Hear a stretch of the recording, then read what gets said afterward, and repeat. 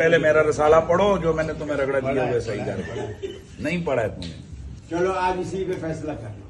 میں لے آؤں صوفیہ کی کتاب جس میں حلول کا یار ایک سیکنڈ، یہی بات ہے مرزا والی روح آج اس میں پھر آ گئی ہے.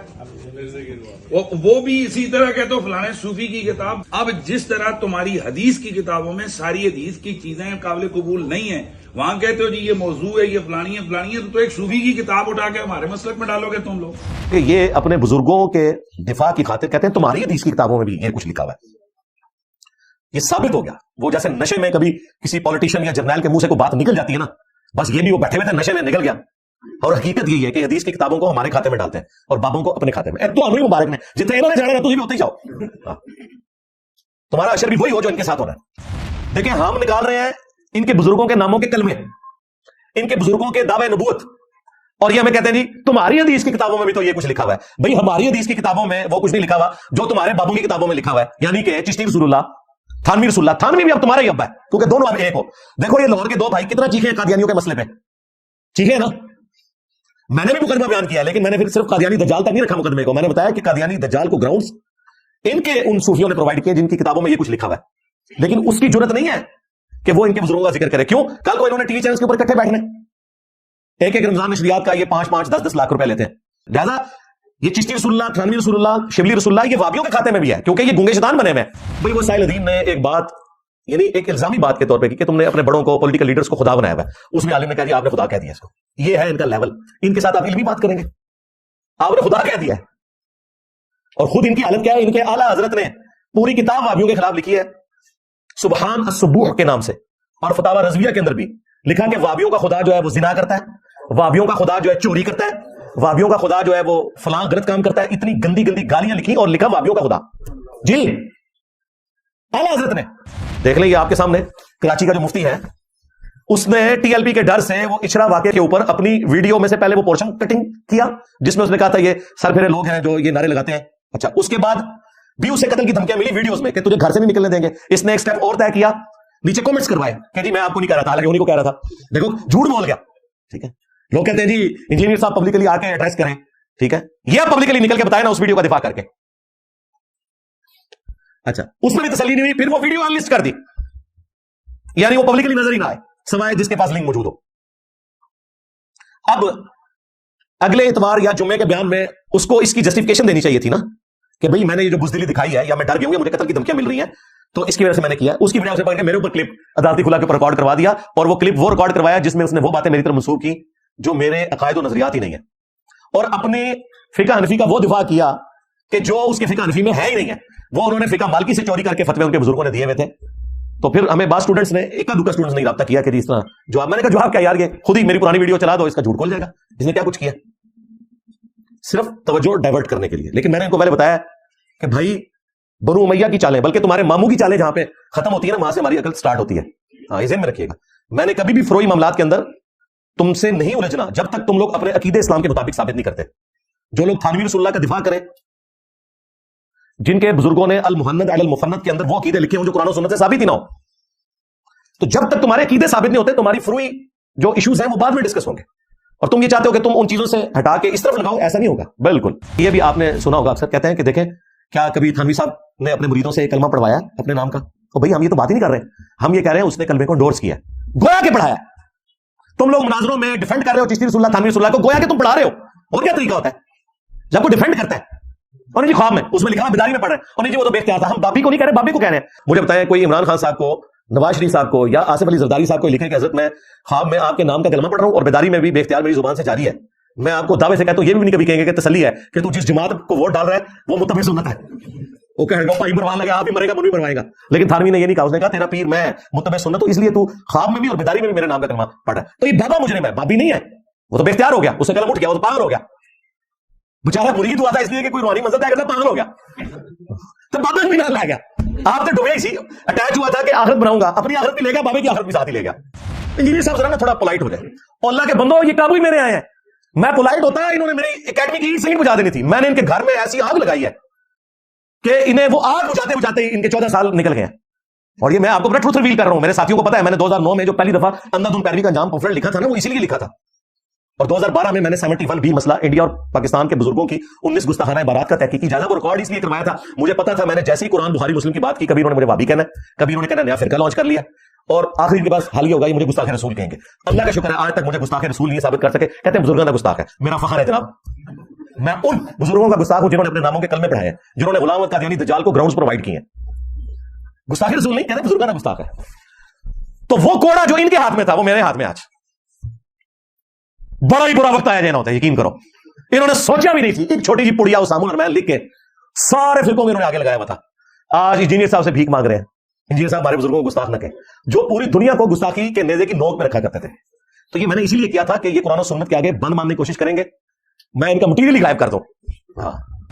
خود حنیف قریشی صاحب نے انٹرویو کے اندر ڈیفینڈ کیا ہے، یہ کہتے ہیں نا کہ یہ الحاقی باتیں ہیں، الحاقی کو ڈیفینڈ تو نہ کیا جاتا نا، اس نے کہا کہ یہ جو بایزید بستامی کہتا تھا نا لوائی اعظم من لوائی محمد، میرا جھنڈا محمد کے جھنڈے سے بڑا ہوگا قیامت کے دن نعوذ باللہ، اور محمد اور تمام انبیاء میرے جھنڈے کے نیچے ہوں گے، وہ کہتا ہے میں اس کی تعویل کروں گا کہ یہ بایزید کے منہ سے اللہ بول رہا تھا۔ اس کے علاوہ اور بہت ساری جو ہے نا وہ تعویلات ہیں، مثلا یہ جو مرزا صاحب جو ہے نا اپنی انہوں نے وہ بنائے ہوئے لوگوں کو کہتے ہیں کہ میرا جھنڈا لوائی اعظم من لوائی محمد، میرا جھنڈا محمد صلی اللہ علیہ وسلم کے جھنڈے سے بڑا ہے، ٹھیک ہے۔ اب اصل میں یہاں یہ بیک پہ نہیں جا رہے کہ یہ صوفیاء ایک ٹرم کے تحت یہ لفظ بول رہے ہیں۔ ٹرم کیا ہے؟ وحدت الوجود، یہ خاص کیفیت ہے، جذب کی خاص کیفیت ہے، یہ کوئی عام بات نہیں ہے۔ اب میں اس کی تعویل کر رہا ہوں جو ہے نا لوائی اعظم من لوائی، میرا جھنڈا محمد کے جھنڈے سے بڑا ہے۔ صوفیاء یہ کہتے ہیں کہ یہ جس طرح حضرت موسیٰ علیہ السلام طور پہ گئے تو وہاں درخت میں سے آواز آئی انی انا اللہ رب العالمین، تو اللہ تعالیٰ بوٹے سے بول سکتا ہے، زبان ولی سے نہیں بول سکتا۔ تو اب یہ زبان بایزید کی نہیں تھی، زبان ان کی ایک کلام رائی ہو رہا ہے، اور وہ کہہ رہے ہیں میرا جھنڈا محمد کے جھنڈے سے بڑا ہے۔ اگر تو کہتا ہے کہ کتابیں بدل گئی ہیں تو ڈیفینڈ کیوں کر رہا ہے؟ ایک ٹکٹ میں ایک مزہ لینا، اگر کتابیں بدل گئی ہیں تو کیا یہ جھوٹا ہے، بکواس ہے، گستاخی ہے، لیکن کیا کہہ رہا ہے میں ڈیفینڈ کروں گا، اس کا مطلب ہے اسے پتہ ہے کون تبدیل ہوئی، ان کے بڑوں نے کام ڈالا ہے، اور کہتا ہے جی اللہ منہ سے بول رہا تھا۔ یہ سیم تعویل اللہ منہ سے بولنے والی اس کے بابے تذکرۃ الاولیاء والے نے کی ہے، جب یہ نقل کیا اس نے، جسے منگولوں نے قتل کیا، اور آج منگولوں کی اولاد کو اللہ نے ہدایت دی ہے اور بچ گئے سن بابے۔ السلام علیکم ورحمۃ اللہ، لا حول ولا قوة الا باللہ، حسبنا اللہ ونعم الوکیل، یا حی یا قیوم برحمتک استغیث، لا الہ الا انت سبحانک انی کنت من الظالمین، ربنا آتنا من لدنک رحمہ وہیئ لنا من امرنا رشدا، اللہم صل علی محمد وعلى آل محمد وأصحاب محمد وأزواج محمد وأمة محمد أجمعين إلى يوم الدين آمين۔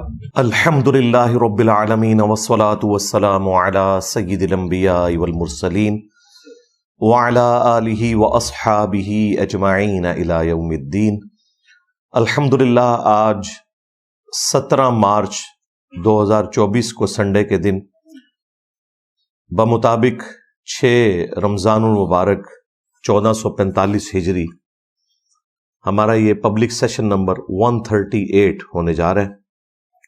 آپ کے یہ ریئل ٹائم کوسچنز پرچیوں کی شکل میں میرے پاس آ چکے ہیں، انشاءاللہ انہیں ہم بعد میں ڈسکس کریں گے۔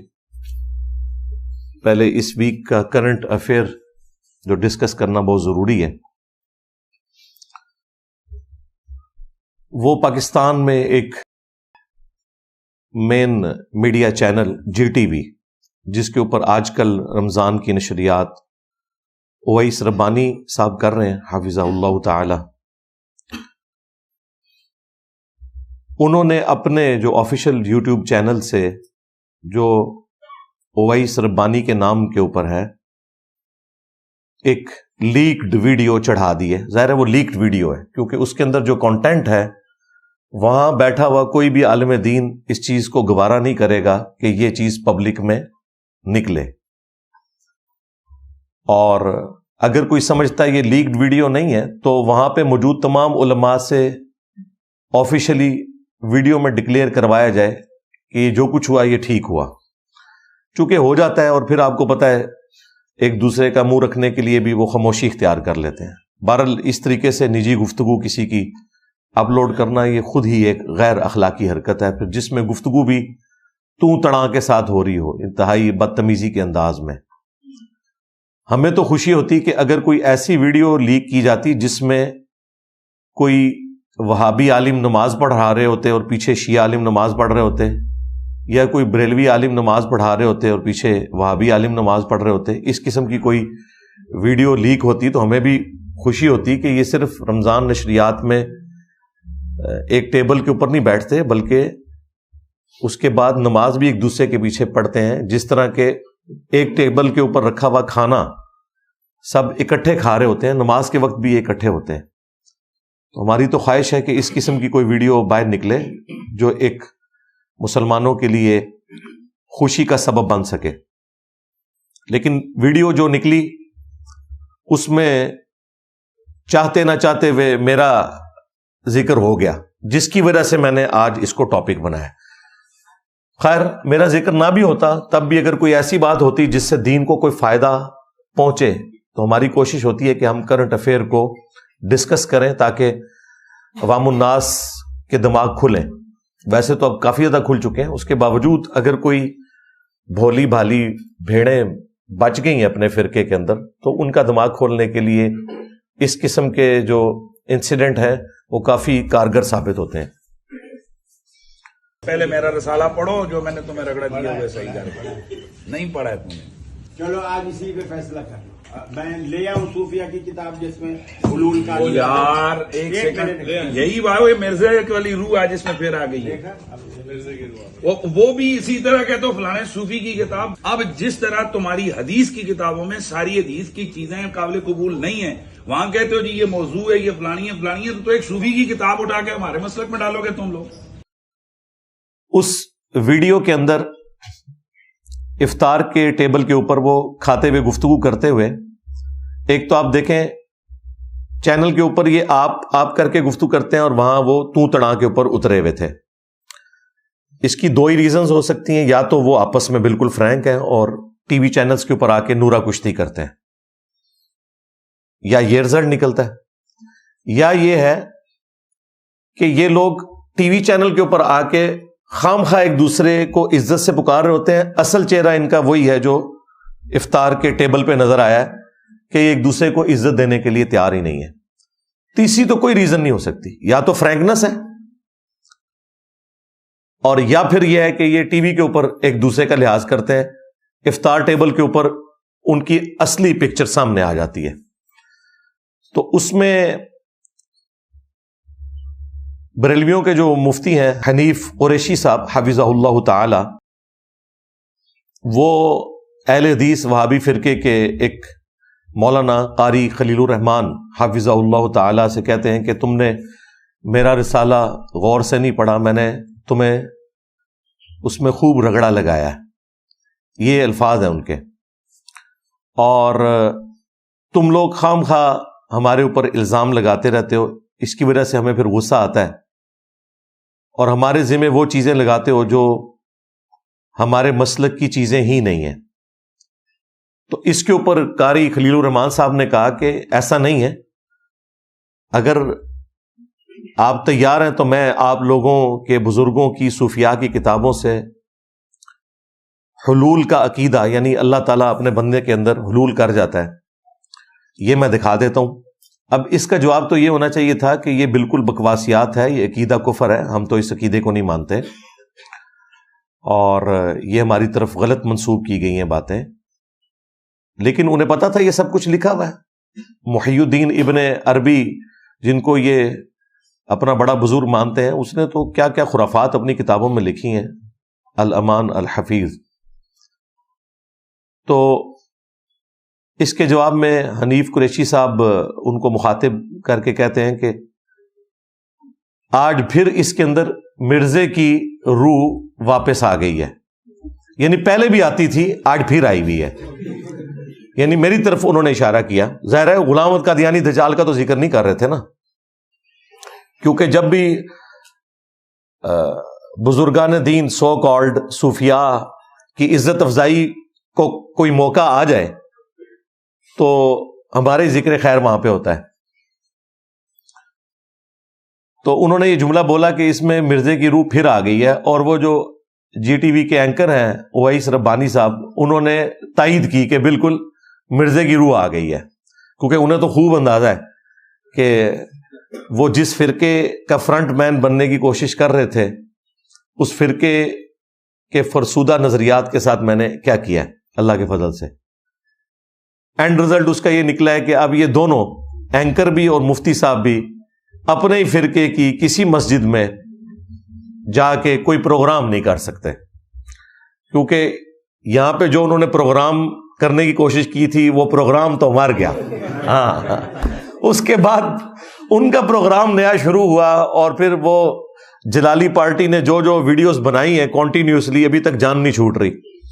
وہ بلا رہے ہیں کہ بھئی ہم آ جاتے ہیں تو یہ وہی باتیں کر رہے ہیں جو مجھ سے کرتے تھے کہ اپنے نمائندہ کو لانچ کرو، اس طرح نہیں ہوگا، چھوٹوں سے بات نہیں ہوگی، اور یہ ان کے اوپر الزام لگا رہے ہیں کہ تم انجینئر کے فرنٹ مین بنے ہوئے ہو، اس کو مضبوط کر رہے ہو، وہ ان کے اوپر الزام لگا رہے ہیں۔ خیر یہ ایک الگ سے ٹاپک ہے، ہم تو دیکھ کے اس طرح کے پروگرام انجوائے کرتے ہیں کہ اللہ کا شکر ہے کہ وہ ساری باتیں جو پہلے یہ بند کمروں میں کرتے تھے اب پبلکلی سامنے آ چکی ہیں اللہ کے فضل سے۔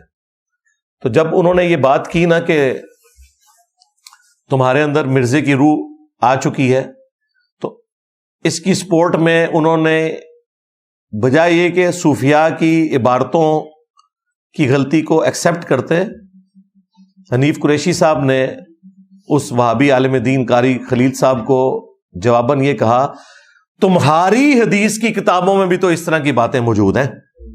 ہاں، قاری خلیل الرحمان صاحب نے تو کوئی حدیث کی کتاب نہیں لکھی ہے۔ تو ہمارا یہ دعویٰ درست ہے کہ انبیاء ہمارے ہیں اور صوفیاء ان کے ہیں۔ میرے نبی سا ہے ہی کوئی نہیں، تیرے بابے تھے شے ہی کوئی نہیں، یہ ثابت ہو گیا۔ کوئی مسلمان دوسرے مسلمان کو یہ تانا دے گا کہ تمہاری حدیث کی کتابوں میں یہ کچھ لکھا ہوا ہے، اگر ہمارے بزرگوں کی کتابوں میں نکل آتا ہے تو ہمیں ٹونٹ کیوں کرتے ہو؟ یہ تو کہا جا سکتا تھا کہ ہماری احادیث کی کتابوں میں بھی ایسی باتیں موجود ہیں۔ اس نے کہا نہیں، تمہاری حدیث کی کتابوں میں۔ اب آپ یہ بھی نہیں کہہ سکتے کہ سامنے کوئی شیعہ عالم بیٹھے ہوئے تھے، سنی تھے، یہ تینوں فرقے سنیوں کے ہیں نا، اہل حدیث وہابی ہوں، بریلوی ہوں، دیوبندی ہوں، یا فقہ کی بنیاد کے اوپر جو انہوں نے فرقے بنائے ہوئے ہیں، حنفی، شافعی، مالکی، حنبلی، جو 400 سال تک سلطنت عثمانیہ نے 1517 سے لے کے 1917 تک کعبے کی جمعیت کو توڑا، اس میں بدعت کو جاری کر کے 4 پیلل میں مسلح ڈال کے رکھے۔ ویسے تو کہتے ہیں چاروں امام حق کے اوپر ہے، ایک دوسرے کے پیچھے یہ لوگ نمازیں بھی نہیں پڑھتے تھے، اماموں کے نام کے اوپر انہوں نے امت کی جمعیت کو توڑا، پھر اللہ تعالیٰ نے ان کی کمر توڑی، اور سلطنت عثمانیہ جب ختم ہوئی تو اللہ کا شکر ہے یہ مسلح وہاں سے اٹھے، لیکن آج بھی ان کی پکچرز موجود ہیں جو انہوں نے بدعت 400 سال تک جاری کی، اور انشاءاللہ میری پیش گوئی ہے اب دوبارہ سے کعبے میں بدعت داخل نہیں ہوگی انشاءاللہ، کیونکہ اب حنفیوں کے 2 فرقے بن چکے ہیں، بریلوی اور دیوبندی، یہ آپس میں لڑ لڑ کے مر جائیں گے اور یہ مسلح نہیں ہوں گے انشاءاللہ تعالی۔ خیر، یہ جملہ کہ تمہاری حدیث کی کتابوں میں بھی تو ایسی باتیں لکھی ہیں، اگر ہمارے بزرگوں کی کتابوں میں نکل آتی ہیں تو اس میں ہمیں بلیم نہ کیا جائے، ہمارے مسلک کی طرف اسے منسوب نہ کریں۔ بھائی آپ کے مسلک کی طرف کیوں نہ منسوب کریں؟ آپ آج تک یہ فیصلہ ہی نہیں کر سکے کہ آپ کس طرف کھڑے ہوئے ہیں، جس طرح ہماری اسٹیبلشمنٹ آج تک یہ فیصلہ نہیں کر سکی کہ انہوں نے اے پولیٹیکل ہونا ہے یا نہیں ہونا، ہمارے علماء بھی یہ فیصلہ نہیں کر سکے، فرقوں کے علماء، کہ وہ کس طرف کھڑے ہیں۔ یہ جو صوفی فرقہ ہے بریلویوں کا، اپنے آپ کو سنی کہتا ہے، حنفی کہتا ہے، بے شمار نام رکھے میں، دیوبندی بھی صوفی فرقہ ہے، یہ لوگ آج تک یہ فیصلہ ہی نہیں کر سکے کہ ہم نے ان عبارتوں کا دفاع کرنا ہے یا ان عبارتوں سے اعلان برات کرنا ہے۔ اگر یہ کہتے ہیں کہ ہم ان کا دفاع نہیں کرتے تو ہمارے پاس تو ان کے مناظرے موجود ہیں جس میں انہوں نے ان ساری باتوں کا دفاع کیا۔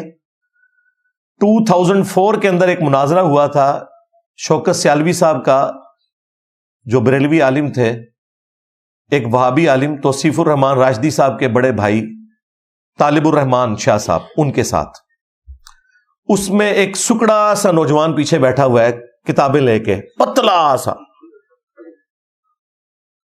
وہ حنیف قریشی صاحب ہے. اور چند سالوں کے بعد پھر وہ منظر عام پہ آئے اور پھر انہوں نے انہی گستاخانہ عبارتوں کے اوپر مناظرہ دوبارہ سے کیا طالب الرحمان صاحب کے ساتھ.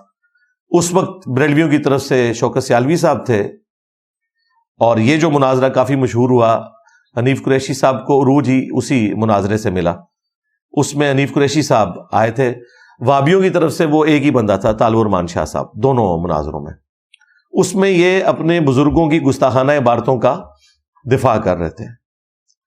یعنی سب سے بڑی کوئی عبارت ہو سکتی تھی تو چشتی رسول اللہ والی عبارت ہو سکتی تھی نا.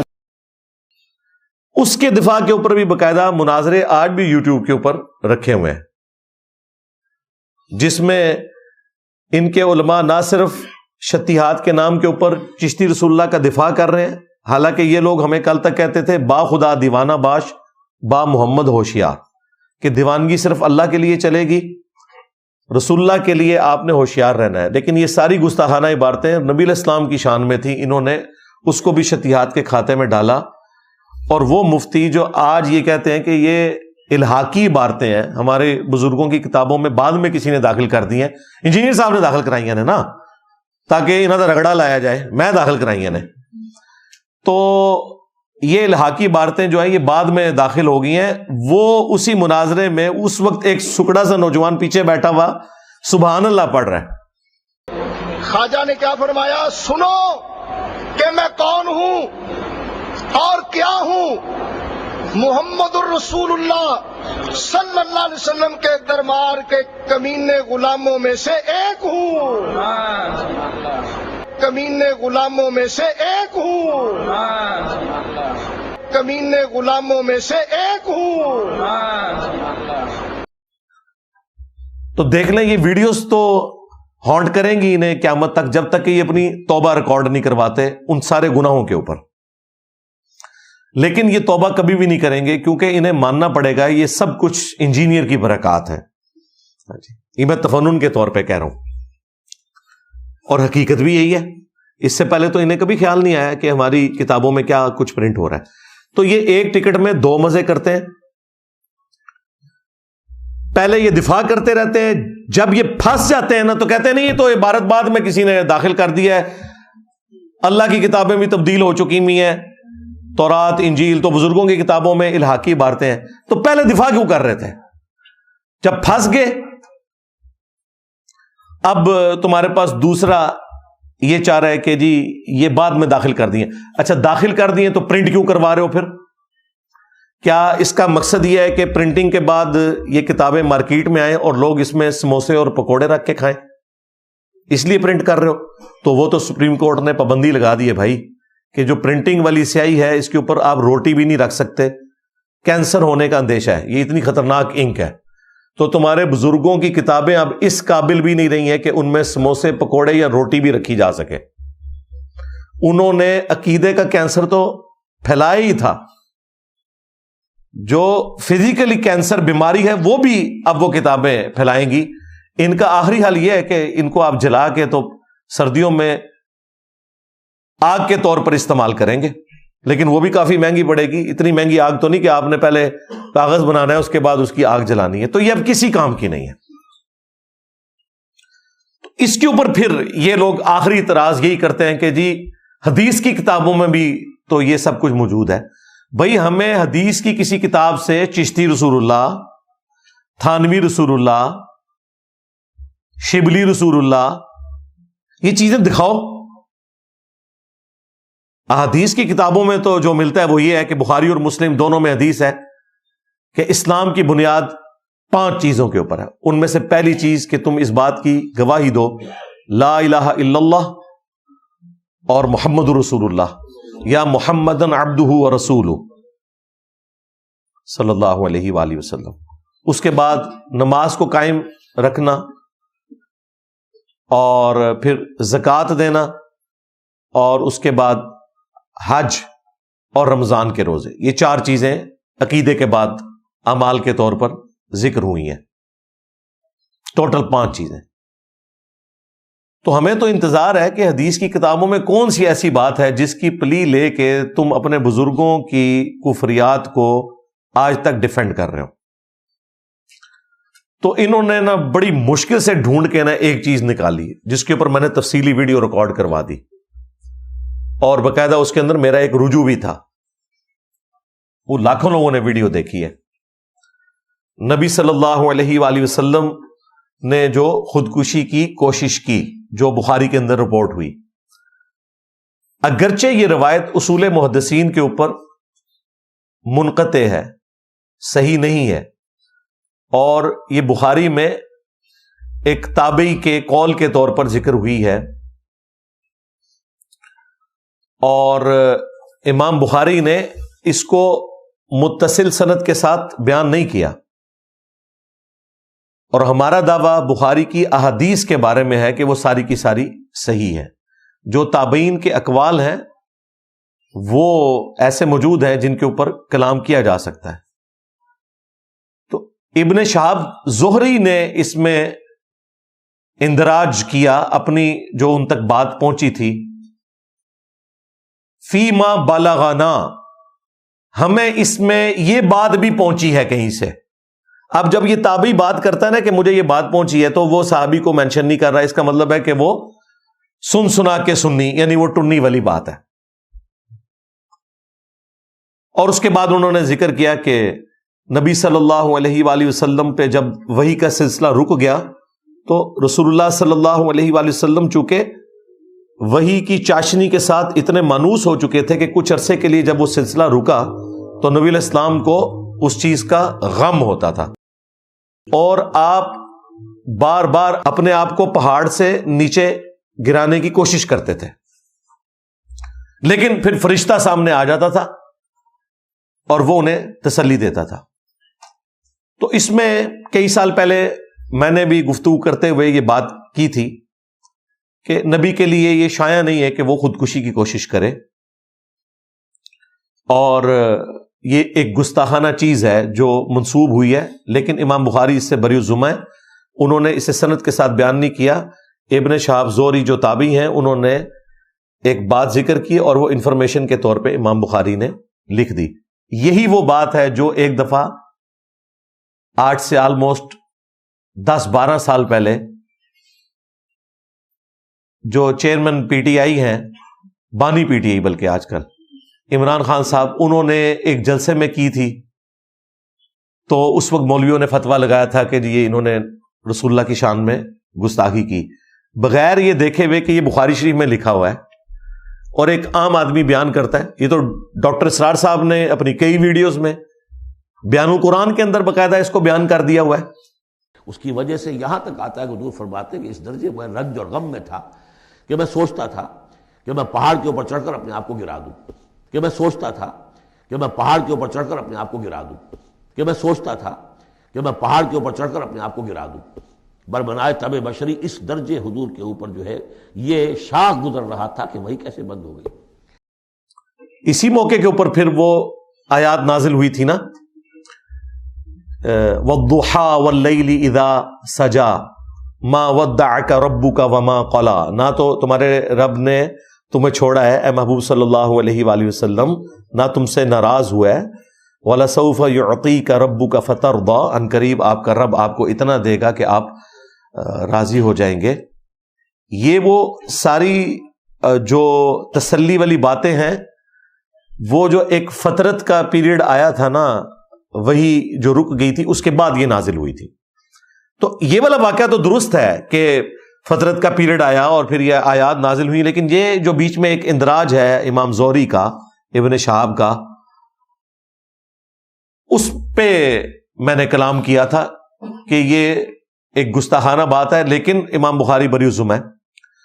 بعد میں میرے ایک قریبی اسٹوڈنٹ غلام محی الدین بھائی, جو ہمارے یہ ریفرنسز کا بھی زیادہ تر کام وہی کر کے دیتے ہیں, میں جو کچھ بیان کرتا ہوں میں تو اپنی کرائمنگ سے بیان کرتا ہوں. ظاہر ہے اللہ کا شکر ہے, میں تو آلموسٹ اب 14-15 سال سے یہ کام کر رہا ہوں, تو مجھے کوئی تیاری کرنے کی ضرورت نہیں پڑتی ہے. میں اپنی کرائمنگ سے بیان کرتا ہوں, اس کے بعد ہم اپنی ویڈیو کی آڈیو ان کو بھیجتے ہیں, ہماری جو ٹیم ہے, کہ بھئی یہ جو علی بھائی نے بیان کیا ہے نا یہ حدیثیں انہوں نے تو بیان کر دیا یہ بخاری میں ہے یہ مسلم میں ہے، اب بخاری میں کس نمبر کے اوپر ہے یہ تم بھجواؤ. وہ پھر ہمیں پورا بھیجتے ہیں. اس کے بعد پھر امیجز میرے پاس پہلے ہی رکھے ہوتے ہیں، ہمارا ٹائم بچ جاتا ہے. اگر میں اس کو کروں تو ٹائم زیادہ لگ جائے. تو انہوں نے ایک دن مجھے فون پہ کہا کہ یہ جو امام بخاری نے ابن شہاب زہری والا اندراج نقل کیا ہے تو اس میں کوئی گستاخی والی بات نہیں ہے، تو اس پہ آپ رجوع کریں. میں نے کہا اس کی ریزن کوئی وجہ بتائیں. انہوں نے کہا کہ دیکھیں قرآن پاک میں سورہ یوسف کے اندر کیا یوسف علیہ السلام کے بارے میں نہیں آیا کہ اس عورت نے یوسف کا قصد کیا، یوسف بھی قصد کر لیتا اگر اپنے رب کی برہان نہ دیکھتا. تو بالکل ٹھیک ہے، رسول اللہ بھی خودکشی کر لیتے اگر جبرائیل سامنے نہ آتے. اور وہاں پہ سورہ یوسف میں آیا کہ یوسف ہمارے مخلص بندے تھے، ہمارے چنے ہوئے بندے تھے. ایک ہے مخلص جو ہم ہونے کی کوشش کرتے ہیں، اخلاص، کمٹمنٹ. ایک لفظ ہے مخلص جسے اللہ اپنے لیے خالص کر لے. انبیاء سارے مخلص ہوتے ہیں، یعنی وہ اللہ کی پروٹیکشن میں ہوتے ہیں. اگر کبھی خدا نہ خواستہ وہ کسی غلط کام کی طرف مائل ہونے لگیں یا اس چیز کا اندیشہ ہو، ظاہر ہے وہ فرشتے تو نہیں، انسان ہے، تو اللہ تعالیٰ انہیں اسپیشل پروٹیکشن دے دیتا ہے. وہ اس سے پہلے ہی اللہ تعالیٰ کی اسپیشل پروٹیکشن میں آ کے اس گناہ کے کام سے بچ جاتے ہیں. اب اس سے بڑی کیا آیت ہوگی کہ یوسف بھی قصد کر لیتا. ہمیں جو معصومیت کا عقیدہ بتایا گیا وہ بالکل فراڈ ہے. ہمیں یہ بتایا گیا ہے کہ انبیاء کے اندر مادہ ہی نہیں ہے برائی کا. اس سے تو آپ انبیاء کی فضیلت ہی ختم کر رہے ہیں. پھر فرشتوں میں اور ان میں کیا فرق رہ گیا؟ انبیاء کی فضیلت یہ ہے کہ برائی کا مادہ ہوتے ہوئے بھی وہ معصوم ہے، وہ گناہ نہیں کرتے اللہ کے خوف کی وجہ سے. اب دیکھیں یوسف علیہ السلام کی ماں تھی، وہ بچپن سے انہوں نے اسے ماں کے روپ میں ہی دیکھا ہے نا. اگرچہ وہ حقیقی نہیں تھی، منہ بولی تھی، لیکن جو لے پالک بچے ہیں وہ عورتوں کو اپنی ماں کی شکل میں دیکھتے ہیں. لیکن یہ شیطان کا غلبہ ایسا ہو سکتا ہے کہ وہ عورت بن سور کے ان کے سامنے آئی، اور قرآن کے الفاظ ہیں اس عورت نے یوسف کا قصد کیا، یوسف بھی قصد کر لیتا اگر اپنے رب کی برہان نہ دیکھ لیتا. کوئی اللہ تعالیٰ نشانی دکھا دی، شاید اس عورت کی اوریجنل شکل شیطان کی شکل میں انہیں نظر آ گئی، یا بعض اسرائیلی روایتوں میں ملتا ہے کہ حضرت یعقوب علیہ السلام کی شبیہ سامنے نظر آئی، انہوں نے انگلی سے اشارہ کیا کہ بیٹا یہ کام نہیں کرنا. بل کوئی اللہ تعالیٰ نے غیبی معاملہ کیا. تو گناہ میں مبتلا نہیں ہوئے، لیکن ہو سکتے تھے اگر اللہ کی برہان نہ دیکھتے. تو بالکل اس طریقے سے نبی علیہ السلام کو بھی اللہ تعالیٰ نے اپنی برہان دکھا دی کہ جبرائیل علیہ السلام سامنے آ جاتے تھے اور پھر نبی علیہ السلام خودکشی کی کوشش سے پیچھے ہٹ جاتے تھے. لہذا اس میں اب گستاخی والا کوئی ایلیمنٹ نہیں رہا. اگر اس روایت کو کوئی ٹھیک بھی مان لے تب بھی کوئی گستاخی والا ایلیمنٹ نہیں. یہ 100% فٹ ان بیٹھتی ہے قرآن حکیم میں سورہ یوسف کی ان آیات میں. جب انہوں نے یہ دلیل میرے سامنے رکھی تو میں نے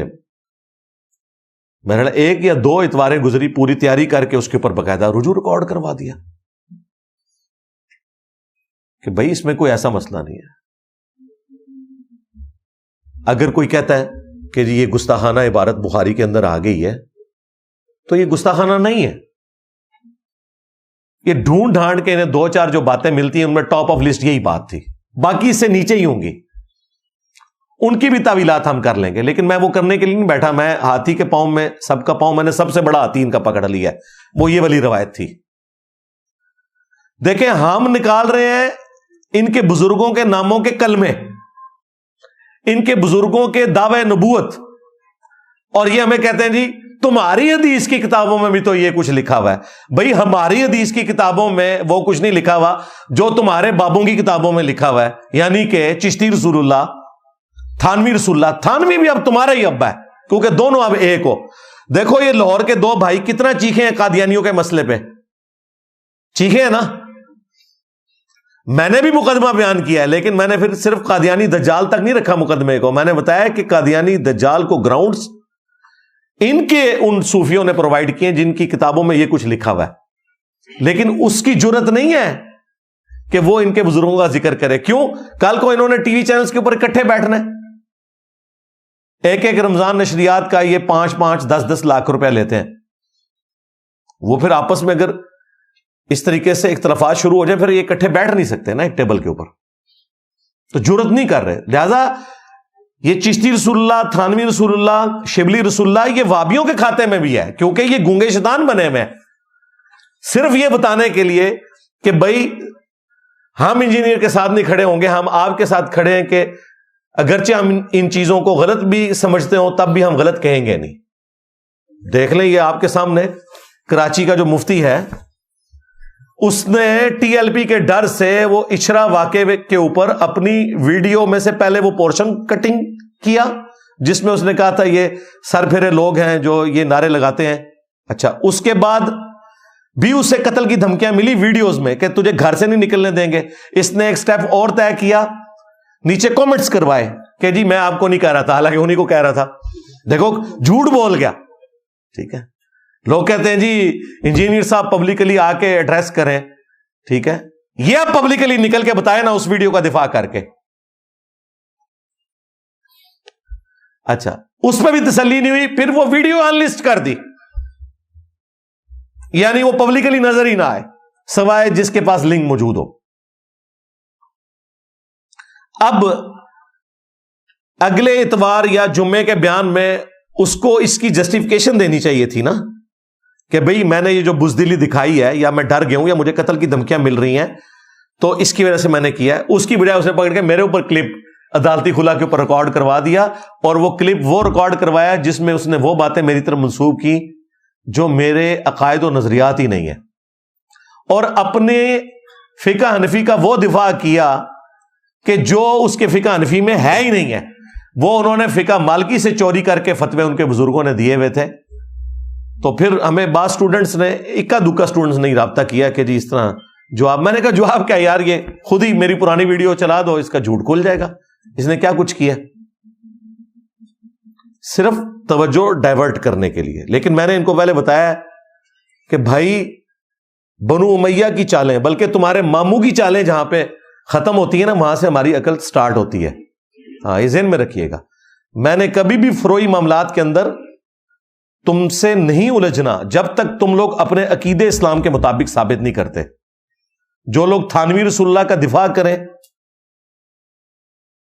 جن کے بزرگوں نے المہند علی المفند کے اندر وہ عقیدے لکھے ہوں جو قرآن و سنت سے ثابت ہی نہ ہو،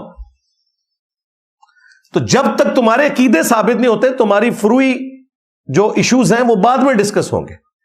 اور تم یہ چاہتے ہو کہ تم ان چیزوں سے ہٹا کے اس طرف لگاؤ، ایسا نہیں ہوگا بالکل. جب تک تم ہمیں جواب نہیں دو گے کہ تمہارے ایک بزرگ نے دوسرے بزرگ کو اپنے ساتھ لٹا کر اس کے سینے پہ ہاتھ پھیرے، کروٹ اس کی طرف کی اور وہ چیخ اٹھا میاں لوگ کیا کہیں گے، اور وہ اتنا ڈھیٹ تھا، دوسرا کہتا ہے کہنے دو لوگوں کو جو کہتے ہیں، لوگوں کی کیا پرواہ ہے. یہ وہ لوگ ہیں جنہوں نے مدرسہ دیوبند بنایا ہوا ہے، رشید احمد گنگوئی اور قاسم نانوتوی ایک دوسرے کو لٹا رہے ہیں. لہذا یہ نہ سمجھے کہ آج کل مفتیوں کی ویڈیوز لیک ہوتی ہیں لڑکوں کے ساتھ. ہاں، یہ سلسلہ پرانا چل رہا ہے.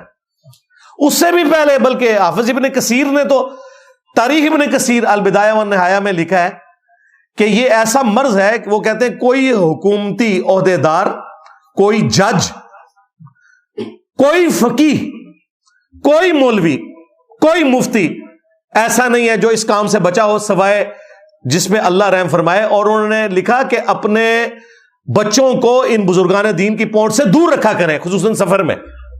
جی، رائے ونڈ میں اتنے واقعات رپورٹ ہوئے تھے کہ پھر حاجی عبد الوہاب صاحب رحمہ اللہ تعالی انہوں نے باقاعدہ پابندی لگا دی کہ کسی جماعت میں کوئی لڑکا نہیں جائے گا بزرگان دین کے ساتھ جب تک کہ اس کا اپنا باپ یا بڑا بھائی ساتھ نہ ہو. تو حافظ ابن کثیر تو 774 ہجری میں فوت ہوئے ہیں, آج چل رہا ہے 1445 ہجری. میں 700 سال پرانی بات کر رہا ہوں, اور یہ میں نے کوئی حافظ ابن کثیر سے نہیں لکھوایا تھا کہ بھئی میں 700 سال بعد آنا ہے تو میں نے منجی ٹھوکنی ہے تو حضرت لکھ کے جاؤ.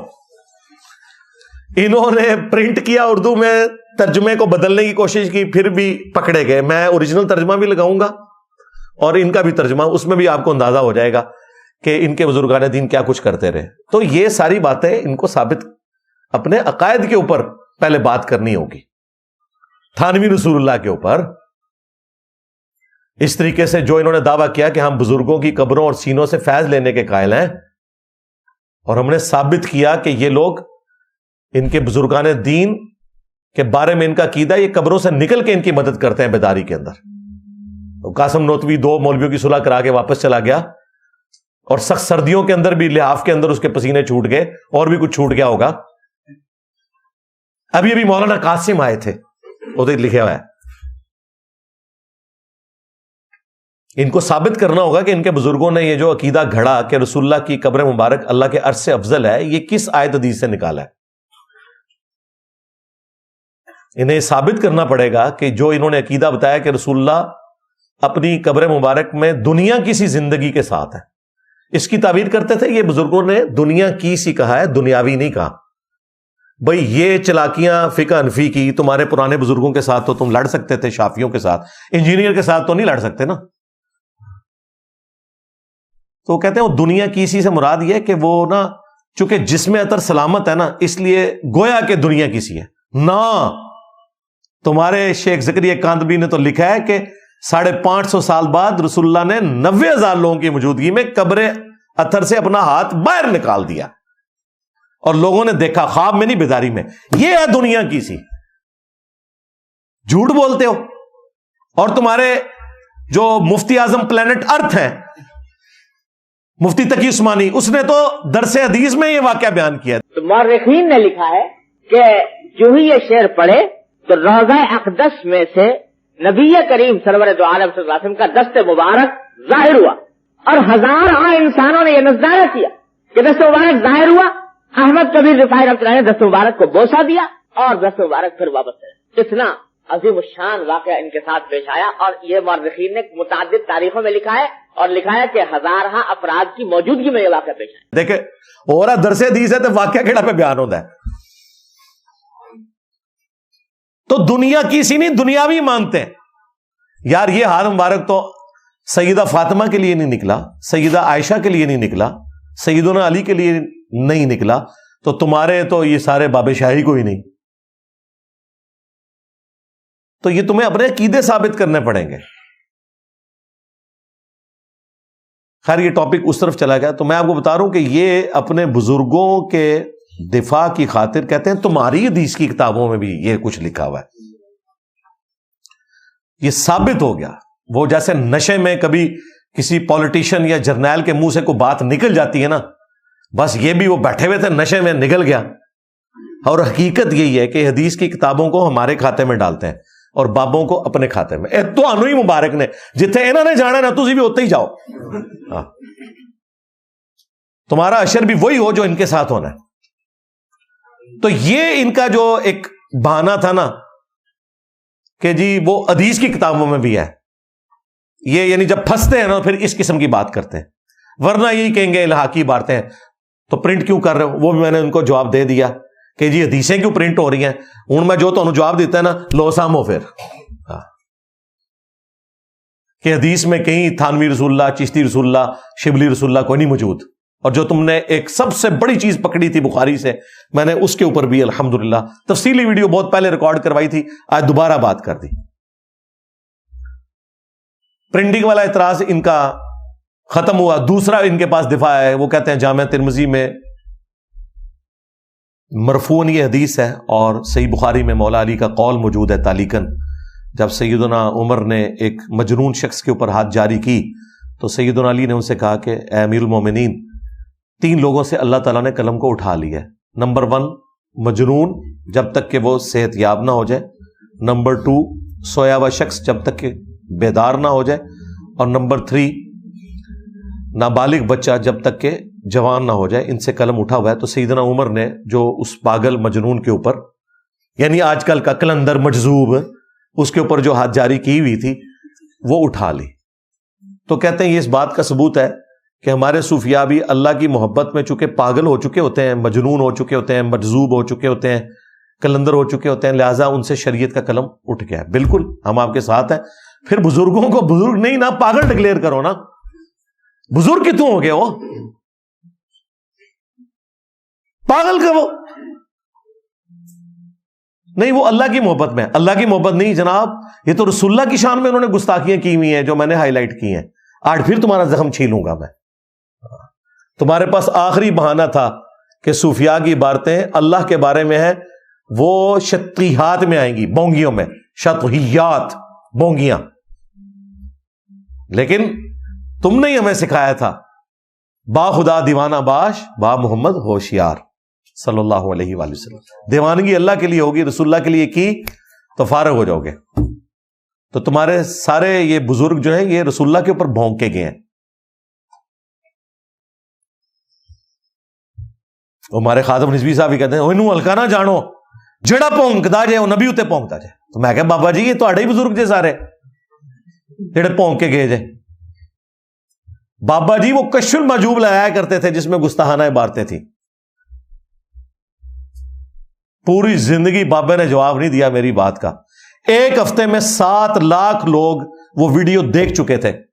خادم رضوی صاحب زندہ تھے 2017 میں، جس میں کہا تھا کہ تجھے اتنا اگر غم ہے نا رسول اللہ کی عصمت اور عفت کا تو اپنے ان بابوں کے اوپر بھی فتویٰ لگا. جواب تو اس نے نہیں دیا. کچھ دنوں کے بعد پہلا مرڈر اٹیمپٹ کرنے والا بندہ آ گیا میرے اوپر، اکتوبر 2017 کے اندر، 28 اکتوبر کو.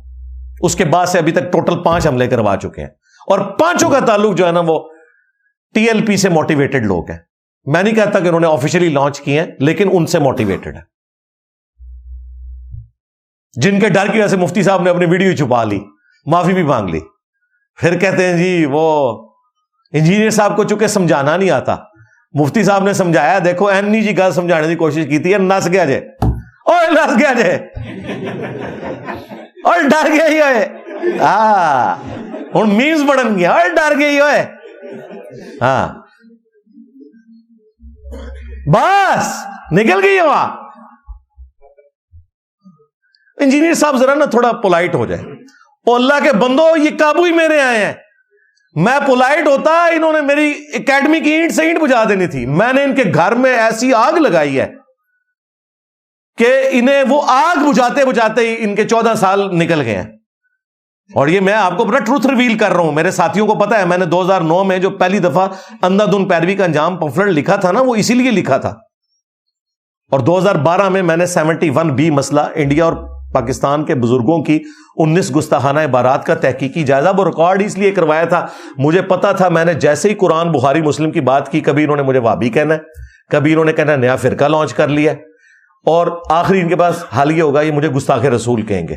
اللہ کا شکر ہے آج تک مجھے گستاخ رسول نہیں ثابت کر سکے. کہتے ہیں بزرگوں کا گستاخ ہے. میرا فخر ہے جناب، میں ان بزرگوں کا گستاخ ہوں جنہوں نے اپنے ناموں کے کلمے پڑھائے ہیں، جنہوں نے غلام احمد قادیانی دجال کو گراؤنڈز پرووائڈ کیے ہیں. گستاخ رسول نہیں، کہتے ہیں بزرگوں کا گستاخ ہے. تو وہ کوڑا جو ان کے ہاتھ میں تھا وہ میرے ہاتھ میں آج. بڑا ہی برا وقت آیا جائے نہ ہوتا ہے، یقین کرو. انہوں نے سوچا بھی نہیں سی. ایک چھوٹی جی پڑیا اسام الرحمن لکھ کے سارے فرقوں کے انہوں نے آگے لگایا ہوا تھا. آج انجینئر صاحب سے بھیک مانگ رہے ہیں. انجینئر صاحب ہمارے بزرگوں کو گستاخ نہ کہیں، جو پوری دنیا کو گستاخی کے نیزے کی نوک پہ رکھا کرتے تھے.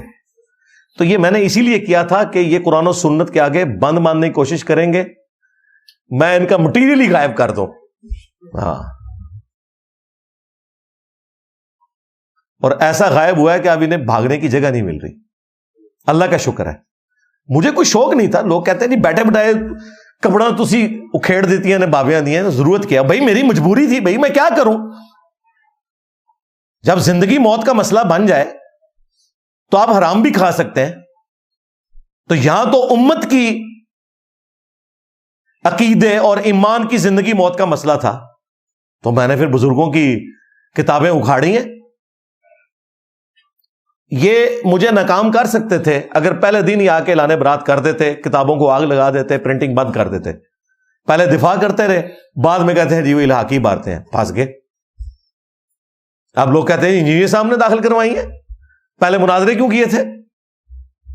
اب مجھے بتائیں, جب یہ اس بند گلی میں چلے جائیں گے تو میرے اوپر مرڈر اٹیمپٹ ہی کروائیں گے نا, اور کیا کروائیں؟ اب چارہ تو کوئی نہیں ہے.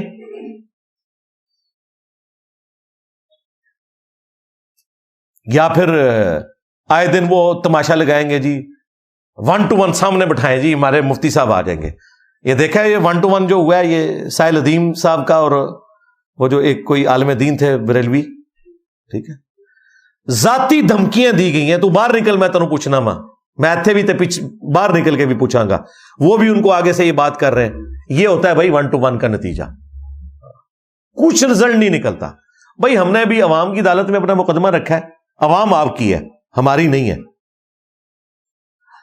آپ اپنی عوام کو سیٹسفائی کر لو, اپنی عوام واپس لے جاؤ. آپ میں سے کتنے ریئل ٹائم لوگ ہیں جو پہلے بریلوی تھے, کسی زمانے میں بریلوی رہے, ہاتھ کھڑا کریں. یہ بندے ہیں.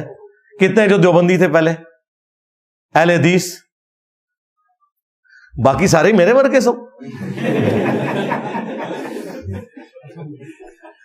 الحمدللہ اچھی نیچر پہ بھی روحیں ہوتی ہیں. تو مقدمہ عوام کی عدالت میں رکھنا ہے, اسی کا فائدہ ہے. ورنہ تو یہ لڑائی جھگڑا ہوگا, دھمکیاں لگیں گی, ایک دوسرے کو بات پکڑ لیں گے.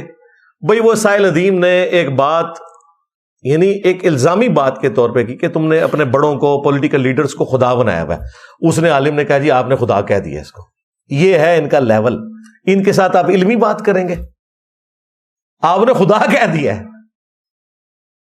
اور خود ان کی حالت کیا ہے, ان کے اعلی حضرت نے پوری کتاب وہابیوں کے خلاف لکھی ہے سبحان السبوح کے نام سے, اور فتاوی رضویہ کے اندر بھی لکھا کہ وہابیوں کا خدا جو ہے وہ زنا کرتا ہے, وہابیوں کا خدا جو ہے چوری کرتا ہے, وہابیوں کا خدا جو ہے وہ فلاں غلط کام کرتا ہے. اتنی گندی گندی گالیاں لکھی اور لکھا وہابیوں کا خدا. جی اعلی حضرت نے. ان سے پوچھیں یہ دفاع, وہ کہتے ہیں نہیں چونکہ وہابیوں کے یہ عقیدے ہیں نا تو گویا کہ ان کا خدا یہ کرتا ہے. بھائی وہابیوں کا خدا اور تمہارا خدا کیا الگ ہے؟ کہتے ہیں نہیں خدا تو ایک ہے لیکن کوالٹیز ادھر منسوب کی ہوئی ہیں. مجھے انہوں نے اس بات پہ پکڑا تھا, میں نے صرف اتنی بات کی اور ایکسپلین کر کے کہ مرنے سے پہلے اے مسلمان کر لے اس پہ غور, کتابوں کا خدا اور ہے, بابوں کا خدا اور. یعنی ایک خدا کا رسول کا تعارف وہ ہے جو کتابوں میں آیا اور ایک بابوں نے کروایا. میں اسے بریف کرتا تھا. پہلی دفعہ یہ میں نے نعرہ بلند کیا تھا مجلس 100 میں, اور سٹارٹ میں نے اسے بریف کیا تھا کہ یہ نہیں میں کہہ رہا کہ 2 خدا ہیں, خدا ایک ہی ہے, لیکن ان کوالٹیز کے ساتھ نہیں تم مان رہے جو قرآن و سنت میں آئی ہیں. اس میں تو میں نے یہ بھی جملہ بولا تھا کہ بلکہ ہندوؤں کا, کرسچنز کا, جیوز کا, سب کا خدا ایک ہے. اور ان کا اعلی حضرت وہ کہہ رہا ہے وہابیوں کا خدا جو ہے وہ بدکار ہے, وہابیوں کا خدا چوری کرتا ہے, ٹھیک ہے, وہ شراب نوشی کرتا ہے, پتہ نہیں کیا کچھ لفظ لکھا, ڈائریکٹ لکھا. اب وہ تو سائل ادیم بیٹھا تھا نا سامنے, میں ہوتا تو میں کہتا بھئی یہ چھوڑو اس کو, تو بتا کہ یہ تمہارے اعلی حضرت نے جو یہ وہابیوں کے خدا کو یہ جو ننگی گالیاں دی ہیں, تاکہ پورا میڈیا دیکھتا کہ یہ کس طرح دفاع کرتے ہیں. کسی کی الزامی بات کو اٹھا کے یہ کس لیول کے اوپر لے جاتے ہیں, اور اپنے نے جو ڈائریکٹ بات کی ہوئی ہے اس کی بھی تعویل کرتے ہیں. تو لہٰذا ان کے ساتھ 1 to 1 بیٹھنے کا کوئی فائدہ ہی نہیں ہے. پبلک کی عدالت میں اپنا مقدمہ رکھیں, جواب بھی جس نے دینا ہے پبلک کی عدالت میں. اور میری طرف انہوں نے بار بار غلط چیزیں منسوب کی. جی انجینئر صاحب ہمارے علماء کو چیلنج کرتا ہے اور جب پھر ہمارے علماء پہنچتے ہیں تو بھاگ جاتا ہے. میں نے آج تک تمہارے علماء کو نہیں کہا کہ میرے ساتھ آ کے مناظرہ کرو. میں نے کیوں کہنا ہے؟ میں نے تو یہ کہا کہ چیلنج ہے, اپنی پبلک کو سیٹسفائی کرو. پھر بھی جب تم لوگوں نے زور لگایا تو میں نے ریبٹل میں یہ بات کی. بعض اسٹوڈنٹس کو بھی یہ وسوسہ آ گیا کہ شاید اس کا کوئی فائدہ ہے, اور کچھ انہوں نے پروپیگنڈا کیا. تو میں نے کہا ٹھیک ہے ہم بیٹھنے کے لیے تیار ہیں, لیکن چھوٹے تو تمہارے لاکھوں کی تعداد میں, اور تم کہتے ہو میں نے ایک نیا فرقہ لانچ کیا, حالانکہ نہ ہماری کوئی مسجد, نہ کوئی چندہ بک, نمازیں تمہارے پیچھے پڑھیں, چندے تمہیں دیں, پھر بھی ہم فرقہ ہیں. وہ سارے گند جو تمہارے بزرگوں میں تھے ان میں سے ایک گندگی میرے اندر نہیں ہے. نہ میری کوئی چندہ بک ہے، نہ کوئی مسجد ہے جس کی بنیاد پہ میں نے فرقہ واریت پھیلائی ہو. مسجد بنانا تو اچھا کام ہے فرقوں کے نام کے اوپر، جسے یہ خود مسجد درار کہتے ہیں ایک دوسرے کی فرقوں کی. میں نے تو ایسا کوئی کام نہیں کیا. پھر بھی میں نے کہا تھا اچھا تمہیں ہے نا تو پھر ادھر تو بڑا میں ہوا نا، تم بھی اپنا بڑا لانچ کرو. یہ نہیں ہو سکتا آسٹریلیا کی کرکٹ ٹیم کا مقابلہ جو ہے وہ جیلم کے مشین والے کی ٹیم کے ساتھ ہوگا، وہ پاکستان کی ٹیم کے ساتھ ہوگا. تو لاؤ بڑا. اور یہ بھی تمہاری خواہش پہ، مجھے واللہ کوئی خواہش نہیں ہے. مجھے کیوں خواہش ہوگی؟ میں نے کہا تھا میں ادھر بٹھاؤں گا، خود قدموں میں بیٹھوں گا. بریلویوں کو شوق ہے مفتی منیف صاحب کو نکالے یہاں بیٹھے، ایک اتوار کو یہاں بیٹھے، اگلا جمعہ میں ان کی مسجد میں پڑھا کے ان کی عوام کے سامنے مقدمہ رکھتا ہوں اور لائیو چلے. آپ کیا سمجھتے ہیں یہ ہو جائے تو کیا بریلویوں کا بچ جائے گا پیچھے؟ کیونکہ بریلوی عوام تو ان کو کچا کھا جائے گی، جس طرح اہل حدیث عوام اہل حدیث کے مولویوں کو کچا کھا گئی ہے کہ کل تک تم بخاری مسلم کرتے تھے، آج جناب 2812 نکلی ہے تو تم لوگ بخاری سے ہی بھاگ گئے ہو. تو ان کے ساتھ بھی یہ کچھ ہونا ہے، انہیں پتا ہے. اس لیے دیکھیں کوئی بڑا نہیں سامنے آتا. مفتی منیف صاحب نے میرے خلاف کتنے مضامین لکھے نام لیے بغیر دنیا اخبار کے اندر، میں نے ان کو بھی ریبٹل کیا. لیکن کسی بڑے مفتی نے میرے اوپر کوئی کفر کا فتویٰ اس طرح کی کوئی چیز نہیں لگائی ہے. انہیں پتا ہے باتیں ٹھیک کر رہے ہیں. الٹا مفتی حنیف قریشی صاحب جب یہاں ڈرامہ لگا کے گئے تو مفتی منیور رحمان صاحب تو میرے ساتھ کھڑے ہو گئے اس حوالے سے. انہوں نے کہا اس طریقے سے کون سے مناظرے ہوتے ہیں، اکیلے ہی جا کے فاتح ہو جاؤ. اور جو ان کے سرپرست اعلیٰ ہے جن کی وہ آشیرباد سے آئے تھے ان کو بھی فارغ کر دیا. یہ دیکھیں مفتی حنیف قریشی خود تو ڈوبا ہی ہے، اپنے بڑے کو بھی حسین الدین شاہ کو بھی لے ڈوبا ہے. اور کیا وہ جامعہ رافضیہ ہے، اس رافضی کو پناہ دی ہوئی ہے، وہ بھی فارغ ہو گیا. جی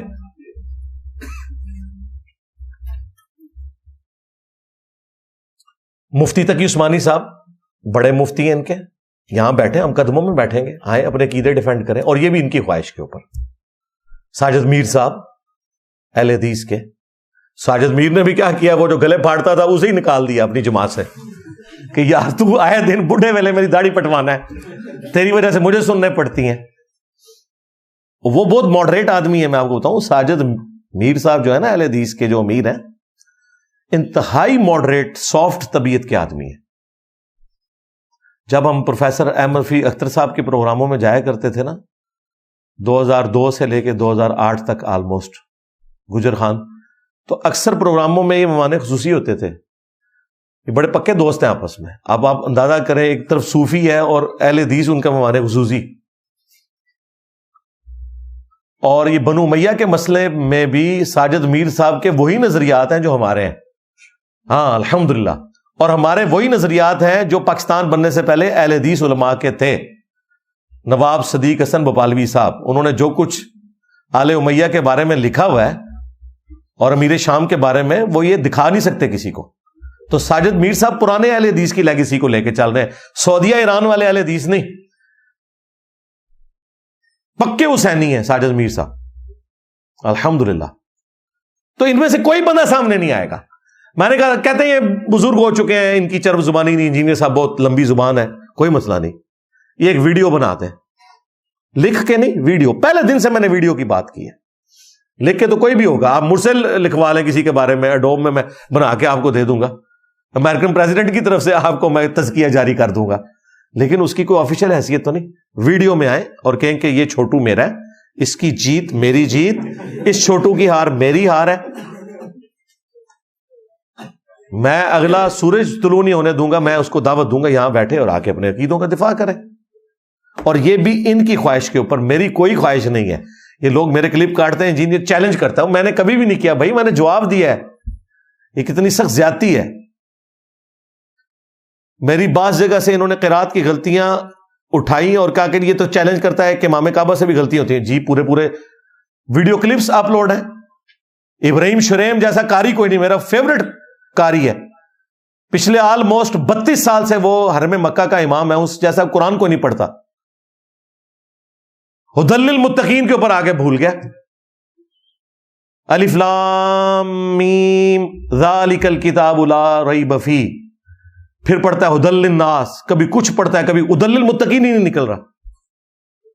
اتنا بڑا قاری ہو جاتا ہے. غلط الفاظ بھی. تقی عثمانی صاحب نے ابھی جو کانفرنس فلسطین والی ایک آیت میں 4 غلطیاں کی ہیں. ہو جاتا ہے ایسے. تو وہ میری غلطیاں اٹھا کہتے ہیں اس کو قرآن نہیں پڑھنا آتا, اور یہ کہتا تھا کہ امام کعبہ بھی غلط پڑھتا ہے. اور بھائی تم کہتے تھے نا کہ یہ غلط پڑھتا ہے, تو میں نے کہا تھا اس سے بھی غلطی ہو جاتی ہے. غلط یہ ہے کہ میں پڑھ رہا ہوں اور آپ نے میری غلطی ہائی لائٹ کی اور میں پھر اسے غلط پڑھوں, پھر آپ ہائی لائٹ کریں پھر بھی میں غلط پڑھوں, یہ غلطی ہوتی ہے. مشابہ تو لگ جاتا ہے. اور تمہارے اکثر علماء تو جو زبریں زیریں ٹھیک بھی پڑھتے ہیں نا, وہ بھی پڑھتے مجہول ہیں. قرآن تو مجہول نہیں پڑھا جاتا, معروف پڑھا جاتا ہے. تو میں اس لیے ساتھ ساتھ کلیئر کر رہا ہوں ان اسٹوڈنٹس کے لیے جو بعد میں جوائن کرتے ہیں. ہمارے تو آلموسٹ آپ سمجھ لیں روزانہ 1000 سے 1200 سبسکرائبر ایڈ ہوتے ہیں الحمدللہ. اور یہ تو سبسکرائبرز ہیں, جو سننے والے ہیں وہ تو لاکھوں کی تعداد میں. تو جو بیچارے نئے ایڈ ہوتے ہیں ان کو کوئی پرانے کلپ پہنچتے ہیں, وہ سمجھتے ہیں کہ یہ انجینئر صاحب یہ کر رہے تھے, یہ تو وہ پوری سٹوری یوں ہے. اب دیکھیں پورا مقدمہ ہی بدل جاتا ہے. میں ریبٹل کر رہا ہوتا ہوں اور یہ اس کو میرا چیلنج بنا کے پیش کرتے ہیں. تو میں نے ریبٹل کیا تھا کہ اگر تمہیں زیادہ شوق ہے نا کہ مجھے سامنے بٹھانا ہے, اور پھر تم مجھے کہتے ہو یہ مرزا جونیئر ہے, تو بھائی غلام احمد قادیانی دجال کے مقابلے پہ تو اس وقت بڑے بڑے علماء نکلے تھے نا اہل حدیث کی طرف سے, ثناء اللہ امرتسری, اور اہل سنت کی طرف سے یا کہہ لیں بریلوی فرقہ. اس وقت تو بریلوی فرقہ نہیں چلتا تھا. پیر میر علی شاہ صاحب تو اپنے آپ کو بریلوی نہیں کہتے تھے. پیر میر علی شاہ صاحب سامنے آئے, ٹھیک ہے, بڑے بڑے علماء سامنے آئے. اب وہ لادہ بات ہے کہ دونوں میں سے بھاگا کون تھا, یہ ایک الگ چیز ہے. مجھے جو قادیانیوں نے مواد بھیجا ہے اس میں تو یہ لوگ بھاگے ہیں اور پروگرام نہیں ہوا. میں نے وہ سب کچھ ان کو بھجوایا کہ تمہارے پاس بھی کوئی نیوٹرل پلیٹ فارم سے چیزیں موجود ہیں کہ کون بھاگا ہے. یہ ٹاپک ایک الگ سے ہے. تو اب اگر یہ کہہ رہے ہو تو اب اپنا بڑا لانچ کرو اور یہ اپنا دماغ کھول لو. میں مرزا جونیئر بالکل نہیں ہوں, اللہ کے فضل سے میں مرزا سینئر ہوں. ہاں, وہ تو مرزا جونیئر تو دجال صوفیوں کا ماننے والا تھا. چشتی دجال, تھانوی دجال, میرا کیا اس کے ساتھ لینا دینا. میں نے تو تم سب کو ننگا کیا ہے سمیت تمہارے اس چھوٹے جونیئر کے. تو یہ کہانیاں کرانی چھوڑو. اور یہ جان بوجھ کے اس طرح کے الفاظ استعمال کرتے ہیں تاکہ نہ کوئی عام آدمی میرے اوپر چڑھا دیں. پھر دیکھیں ویڈیو میں بھی کہتے ہیں دیکھیں اس وقت تو انگریزوں نے پروٹیکشن دی تھی تو غلام القادیانی دجال کو ہم قتل نہیں کر سکے. آج اداروں نے اس جونیئر مرزے کو پناہ دی ہوئی ہے. یعنی دیکھیں ایک بندہ جو ختم نبوت کے اوپر کام کر رہا ہے, اور تمہیں تو توفیق ہی نہیں ہوئی کبھی ختم نبوت پہ کام کرنے کی. تم صرف اینٹی قادیانی کام کرتے ہو. ختم نبوت پہ تو ہم کام کر رہے ہیں کہ نہ غلام احمد قادیانی دجال بچے گا, نہ چشتی دجال, نہ تھانوی دجال, نہ شبلی دجال, اگر یہ انہوں نے کلمائی ہیں. اور اگر نہیں کلمائی ہیں تو وہ جانے ان کے اللہ کا معاملہ. ہم کسی کی طرح سے جھوٹا دفاع نہیں کریں گے کیونکہ آپ کے بزرگوں کی بزرگی مسلمہ نہیں ہے ہمارے نزدیک. اگر یہی کچھ جھوٹ صحابہ اور اہل بیت کے بارے میں ہوتا تو ہم صحابہ اہل بیت کے ساتھ کھڑے ہوتے. چاہے ان کی طرف غلط باتیں بھی منسوب ہوتی ہیں, ہم کہتے ہیں بکواس ہے. تمہارے بزرگوں کے تو قائد نظریات ہی اس قسم کے ہیں نا, کس کس بات کی ہم تعویل کریں. لہذا ہم اللہ سے ڈرتے ہیں کہ ہم تعویل کریں اور پتہ چلے کہ انہوں نے کام ڈالا تھا تو ہم پھر پیچھے ہٹ جاتے ہیں. ہم کہتے ہیں کہ اگر ڈالا تھا تو بھگتیں گے, نہیں ڈالا تھا تو بری ذمہ ہے. ہمیں کوئی چیز مجبور نہیں کرتی کہ ہم کسی صوفی کا دفاع کریں خام خواہ جا کے اس اعتبار سے کہ اس نے نہیں کی ہے, جبکہ یہ ان کے ماننے والے تو کہتے ہیں اس نے بات کی ہوئی ہے. اور آخری دفاع ان کے پاس یہ ہوتا ہے, پہلا میں نے آپ کو بتا دیا پرنٹنگ والا, اور کہتے ہیں حدیثیں بھی پرنٹ ہو رہی ہیں. دوسرا 3 لوگوں سے قلم اٹھا ہوا بخاری کی حدیث. اور آخری یہ دفاع ان کے پاس ہوتا ہے مسلم شریف میں بھی ایک حدیث ہے جی, ایک توبہ کرنے والے کی مثال نبی علیہ السلام نے بیان کی کہ وہ اکیلا ایک ریگستان کا سفر کر رہا تھا. اس سفر کے دوران اس کی سواری گم گئی, اپنی موت کے انتظار میں بیٹھ گیا, کیونکہ ریگستان میں سواری کا مطلب یہ ہے کہ اب نہ پانی نہ کھانا پینا. اچانک تھوڑی دیر بعد اس کی سواری اس کے سامنے آئی تو وہ اتنا خوش ہوا کہ بے اختیار اس کی زبان سے نکل گیا, اے اللہ تو میرا بندہ میں تیرا رب. حالانکہ اس نے یہ کہنا تھا کہ اے اللہ میں تیرا بندہ تو میرا رب. آگے نہیں پڑھتے, آگے الفاظ ہے من شدت الفرح, خوشی کی شدت کی وجہ سے, زبان لڑکھڑانے کی وجہ سے یہ نکل گیا. یہ نہیں ہے کہ بیٹا تو کلمہ کون سا پڑھتا ہے؟ لا الہ الا اللہ محمد رسول اللہ. بیٹا ایک دفعہ پڑھ چشتی رسول اللہ. اب اس چیز کا اس مسلم کی حدیث کے ساتھ کوئی لینا دینا ہے؟ یار ہم لوگ گھاس کھاتے ہیں کہ تمہاری پبلک گھاس کھاتی ہے؟ سب کو پتا چل گیا کہ فراڈ کر رہے ہو. اور وہ ایک دفعہ واقعہ ہوا, ختم ہو گیا. مناظرے تو نہیں لڑے گے, اور صرف زبان کے لڑکھڑانے کے اوپر کہلوایا نہیں ہے. کہتے نہیں جو بزرگ جو ہے وہ خاص حالت میں تھے, اس میں لکھا ہوا ہے. اچھا خاص حالت میں تھے تو جو بھی بھونکتا ہے خاص حالت میں, خادم رضوی صاحب کہتے تھے انہوں ہلکا نہ جاڑو, جڑا بھونکتا جائے نبی اتے بھونکتا جائے. خاص حالت میں بھونکنا تھا تو اللہ کے اوپر بھونک لیتا تو تم بھاگ جاتے شتیہات کے نام پہ کہ جی با خدا دیوانہ باش, با محمد ہوشیار. یہ بھونکا تو رسول اللہ کے اوپر ہے صلی اللہ علیہ وآلہ وسلم. اور یہ یاد رکھیے گا, یہ چشتی رسول اللہ والا معاملہ یہ حل کوئی نہیں ہوا مفتی منیب کے اس فتوے کے بعد. ہاں یہ ذہن میں رکھیے گا, کیونکہ یہ کہہ رہے ہیں کہ یہ کتابوں میں بعد میں کسی نے داخل کیا ہے, جبکہ 100 سال پہلے ان کے بزرگ اس کا دفاع کر کے گئے ہیں. اس وقت تک تو داخل نہیں ہوا تھا, اس کے بعد اگر داخل ہوا تو پھر تم نے کیا. سب سے پہلے امام احمد بریلوی المتوفا 1921 عیسوی 1921 میں فوت ہوئے. آج ہے 17 مارچ 2024, 100 سال پہلے. انہوں نے سبع سنابل کتاب کی تعریف کی فتاوی رضویہ میں, اور یہاں تک کہا کہ رسول اللہ کی بارگاہ میں مقبول ہے. اس کتاب کے اندر بھی چشتی رسول اللہ لکھا ہوا ہے. اگر اعلی حضرت کو پتا تھا, اس کے باوجود انہوں نے کہا کہ رسول اللہ کی بارگاہ میں مقبول ہے, تو اعلی حضرت گئے رسول اللہ کی طرف. اتنا بڑا جھوٹ, کفریات. اور اگر اعلی حضرت کو نہیں پتا تھا, اعلی حضرت کی بزرگی گئی, کیونکہ ایک بابے کو جو غوث وقت ہے اسے پتہ ہی نہیں ہے. یہ تو کہتے ہیں نہیں غوث جو ہے نا وہ ہتھیلی پہ جس طریقے سے وہ ایک رائی کے دانے کو دیکھا جاتا ہے نا, پوری کائنات کو دیکھ رہے ہوتے ہیں غوث. اور رائی کا دانہ بھی نہیں غوث دیکھ سکتا بھائی, وہ جب تک آپ مائکروسکوپ نہیں لگائیں گے آپ کو نہیں پتا چلے گا اس رائی کے دانے کے اندر کیا کچھ ہے. آپ کے بزرگوں کو اتنے سال وہ حج عمرے کے لیے جاتے رہے, تیل نہیں نظر آیا. وہ آرامکو کمپنی نہیں نکالا ہے 1950s میں. بزرگوں کو نہیں کچھ نظر آتا. آپ کے بزرگ بوڑھے ہو جائیں تو اینک کے بغیر پڑھ نہیں سکتے. یہ پاپا جانی نے اتنی موٹی اینک لگائی ہوتی ہے, اور ان کا جو پوتا ہے معاویہ چھوٹا سا بچہ ہے, اللہ تعالیٰ اس کو شفا دے, اتنی موٹی اینک اس کو لگی ہوئی ہے. آپ کے غوث بوڑھے ہو جائیں تو بغیر اینک کے نہیں پڑھ سکتے. اینک کے ساتھ بھی میری میکینیکل انجینئرنگ کا فارمولا میں لکھ کے دوں نا, سمجھانا تو دور کی بات ہے, دیکھ کے بتا نہیں سکتے لکھا کیا ہوا ہے. ساری کہانیاں بنائی ہوئی انہوں نے, جھوٹ مشہور کیا ہوا ہے پبلک کے اندر. تو یہ اعلی حضرت فارغ ہوتے ہیں. دوسرے ان کے اعلی حضرت ہیں پیر میر علی شاہ صاحب, 1937 میں فوت ہوئے ہیں. انہوں نے تحقیق الحق فی کلمت الحق کے اندر باقاعدہ چشتی رسول اللہ کو انڈورس کیا ہوا ہے, اور کہا یہ معرفت کی بات ہے.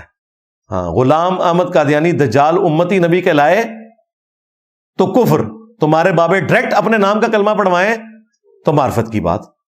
تو پیر میر علی شاہ صاحب کو اس زمانے میں مفتی منیب کی روح نے آ کے کیوں نہیں بتایا کہ میں نے 100 سال بعد فتویٰ دینا ہے کہ یہ اندراج ہو گیا ہے, الحاقی عبارت ہے. کوئی نہیں بھائی, یہ لیپا پوتی کر رہے ہیں. اور جو دیوبندیوں کے حکیم الامت ہے اشرف علی تھانوی صاحب 1945 میں فوت ہوئے ہیں. وہ 100 سال نہیں ہوئے فوت ہوئے.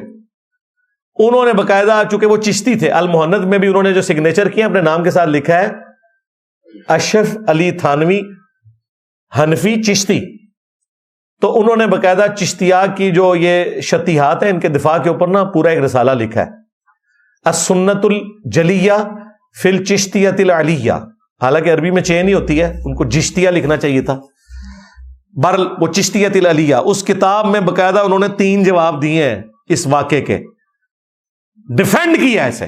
اور میں نے ان تینوں باتوں کے جواب دے کے بتایا کہ تمہارے حکیم الامت کو بنیادی نالج نہیں تھا, اس نے حدیث میں تعریف کر کے نقل کیا اپنے بابے کو بچانے کے لیے. حدیث میں وہ الفاظ نہیں تھے جو اس نے لکھے, اور اگر تھے تو اس کو اس نے غلط رنگ دیا. پوری ویڈیو میں نے ریکارڈ کروائی ہے. لہذا چشتی رسول اللہ دیوبندیوں کے کھاتے میں ہے, اور تھانوی رسول اللہ بھی بریلویوں کے کھاتے میں ہے. ایک دوسرے کے کھاتے میں تو تھا ہی, اب یہ اپوزٹ سائڈ پہ بھی چلا گیا کیونکہ دونوں نے ڈیفینڈ کیا ہوا ہے, گونگے بنے ہوئے. تو آخری دفعہ ان کے پاس یہ تھا کہ جی وہ زبان سے بس ایک نکل گئی بات، لیکن وہ یہ تو نہیں ہے. اچھا یہ بھی آپ نے سنا ہوگا، اکثر کہتے ہیں کہ دیکھیں کیا کبھی تھانوی صاحب نے اپنے مریدوں سے کلمہ پڑھوایا ہے اپنے نام کا؟ اور بھائی ہم یہ تو بات ہی نہیں کر رہے، ہم یہ کہہ رہے ہیں اس نے کلمے کو انڈورس کیا ہے، گویا کہ پڑھایا ہے. تم لوگ مناظروں میں ڈیفینڈ کر رہے ہو چشتی رسول اللہ، تھانوی رسول اللہ کو، گویا کہ تم پڑھا رہے ہو. اور کیا طریقہ ہوتا ہے جب کوئی ڈیفینڈ کرتا ہے؟ اور نہیں جی خواب میں، اس میں لکھا ہوا ہے بیداری میں پڑھ رہے ہیں، اور نہیں جی وہ تو بے اختیار تھا. ہم بابی کو نہیں کہہ رہے، بابے کو کہہ رہے ہیں. مجھے اگر کوئی لکھے، میں اپنی تو مثال ایک بہت ورسٹ ہو جائے گی، میں کہتا ہوں آج دنیا میں سب سے زیادہ اگر کوئی دنیا دار شخص ہے نا، اس کو بھی آپ لکھیں. ہمارے پولیٹیشینز کے بارے میں مشہور ہے نا، مجھے بتائیں کوئی عمران خان صاحب کو، نواز شریف صاحب کو یا آصف علی زرداری صاحب کو لکھے کہ حضرت میں خواب میں آپ کے نام کا کلمہ پڑھ رہا ہوں اور بیداری میں بھی بے اختیار میری زبان سے جاری ہے. میں آپ کو دعوے سے کہتا ہوں یہ بھی نہیں کبھی کہیں گے کہ تسلی ہے کہ تو جس جماعت کو ووٹ ڈال رہا ہے وہ متبع سنت ہے. وہ کہیں گے پائی مروان لگے، آپ بھی مرے گا، منو بھی مروائے گا. لیکن تھانوی نے یہ نہیں کہا، اس نے کہا تیرا پیر میں متبع سنت ہوں، اس لیے تو خواب میں بھی اور بیداری میں بھی میرے نام کا کلمہ پڑھ رہا ہے. تو یہ بابا مجرم ہے، بابی نہیں ہے. وہ تو بے اختیار ہو گیا، اس سے قلم اٹھ گیا، وہ تو پاگل ہو گیا. بےچارا مرید ہوا تھا اس لیے کہ کوئی روحانی منزل طے کرتا، پاگل ہو گیا تو بابے کو بھی نال لے گیا. آپ تو ڈوبے ہی سی، اٹیچ ہوا تھا کہ آخرت بناؤں گا، اپنی آخرت بھی لے گیا، بابے کی آخرت بھی ساتھ ہی لے گیا. یہ ان کے بہانے ہوتے ہیں. ٹوٹلی ان کا پورے کا پورا مسلک اس کے اوپر کھڑا ہوا ہے.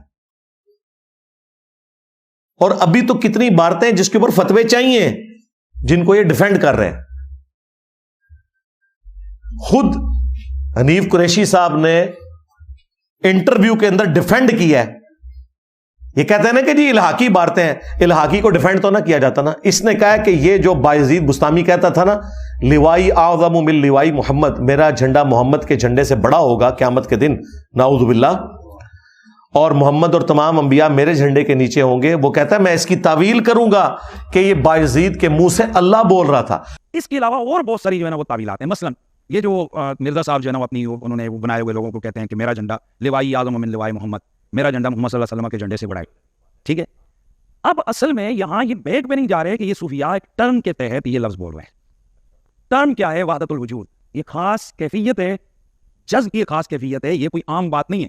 اب میں اس کی تعویل کر رہا ہوں جو ہے نا لوائی اعظم من لوائی، میرا جھنڈا محمد کے جھنڈے سے بڑا ہے. صوفیاء یہ کہتے ہیں کہ یہ جس طرح حضرت موسیٰ علیہ السلام طور پہ گئے تو وہاں درخت میں سے آواز آئی انی انا اللہ رب العالمین، تو اللہ تعالیٰ بوٹے سے بول سکتا ہے، زبان ولی سے نہیں بول سکتا. تو اب یہ زبان بایزید کی نہیں تھی، زبان ان کی یہ کلام رائی ہو رہا ہے، اور وہ کہہ رہے ہیں میرا جھنڈا محمد کے جھنڈے سے بڑا. اگر تو کہتا ہے کہ کتابیں بدل گئی ہیں تو ڈیفینڈ کیوں کر رہا ہے؟ ایک ٹکٹ میں ایک مزہ لے نا. اگر کتابیں بدل گئی ہیں تو کیا یہ جھوٹ ہے، بکواس ہے، گستاخی ہے. لیکن کیا کہہ رہا ہے؟ میں ڈیفینڈ کروں گا. اس کا مطلب ہے اسے پتہ ہے کونی تبدیل ہوئی، ان کے بڑوں نے کام ڈالا ہے. اور کہتا ہے جی اللہ منہ سے بول رہا تھا. یہ سیم تعویل اللہ منہ سے بولنے والی اس کے بابے تذکرۃ الاولیاء والے نے کی ہے جب یہ نقل کیا اس نے، جسے منگولوں نے قتل کیا تھا. اور آج منگولوں کی اولاد کو اللہ نے ہدایت دی ہے اور بچ گئے سن بابے.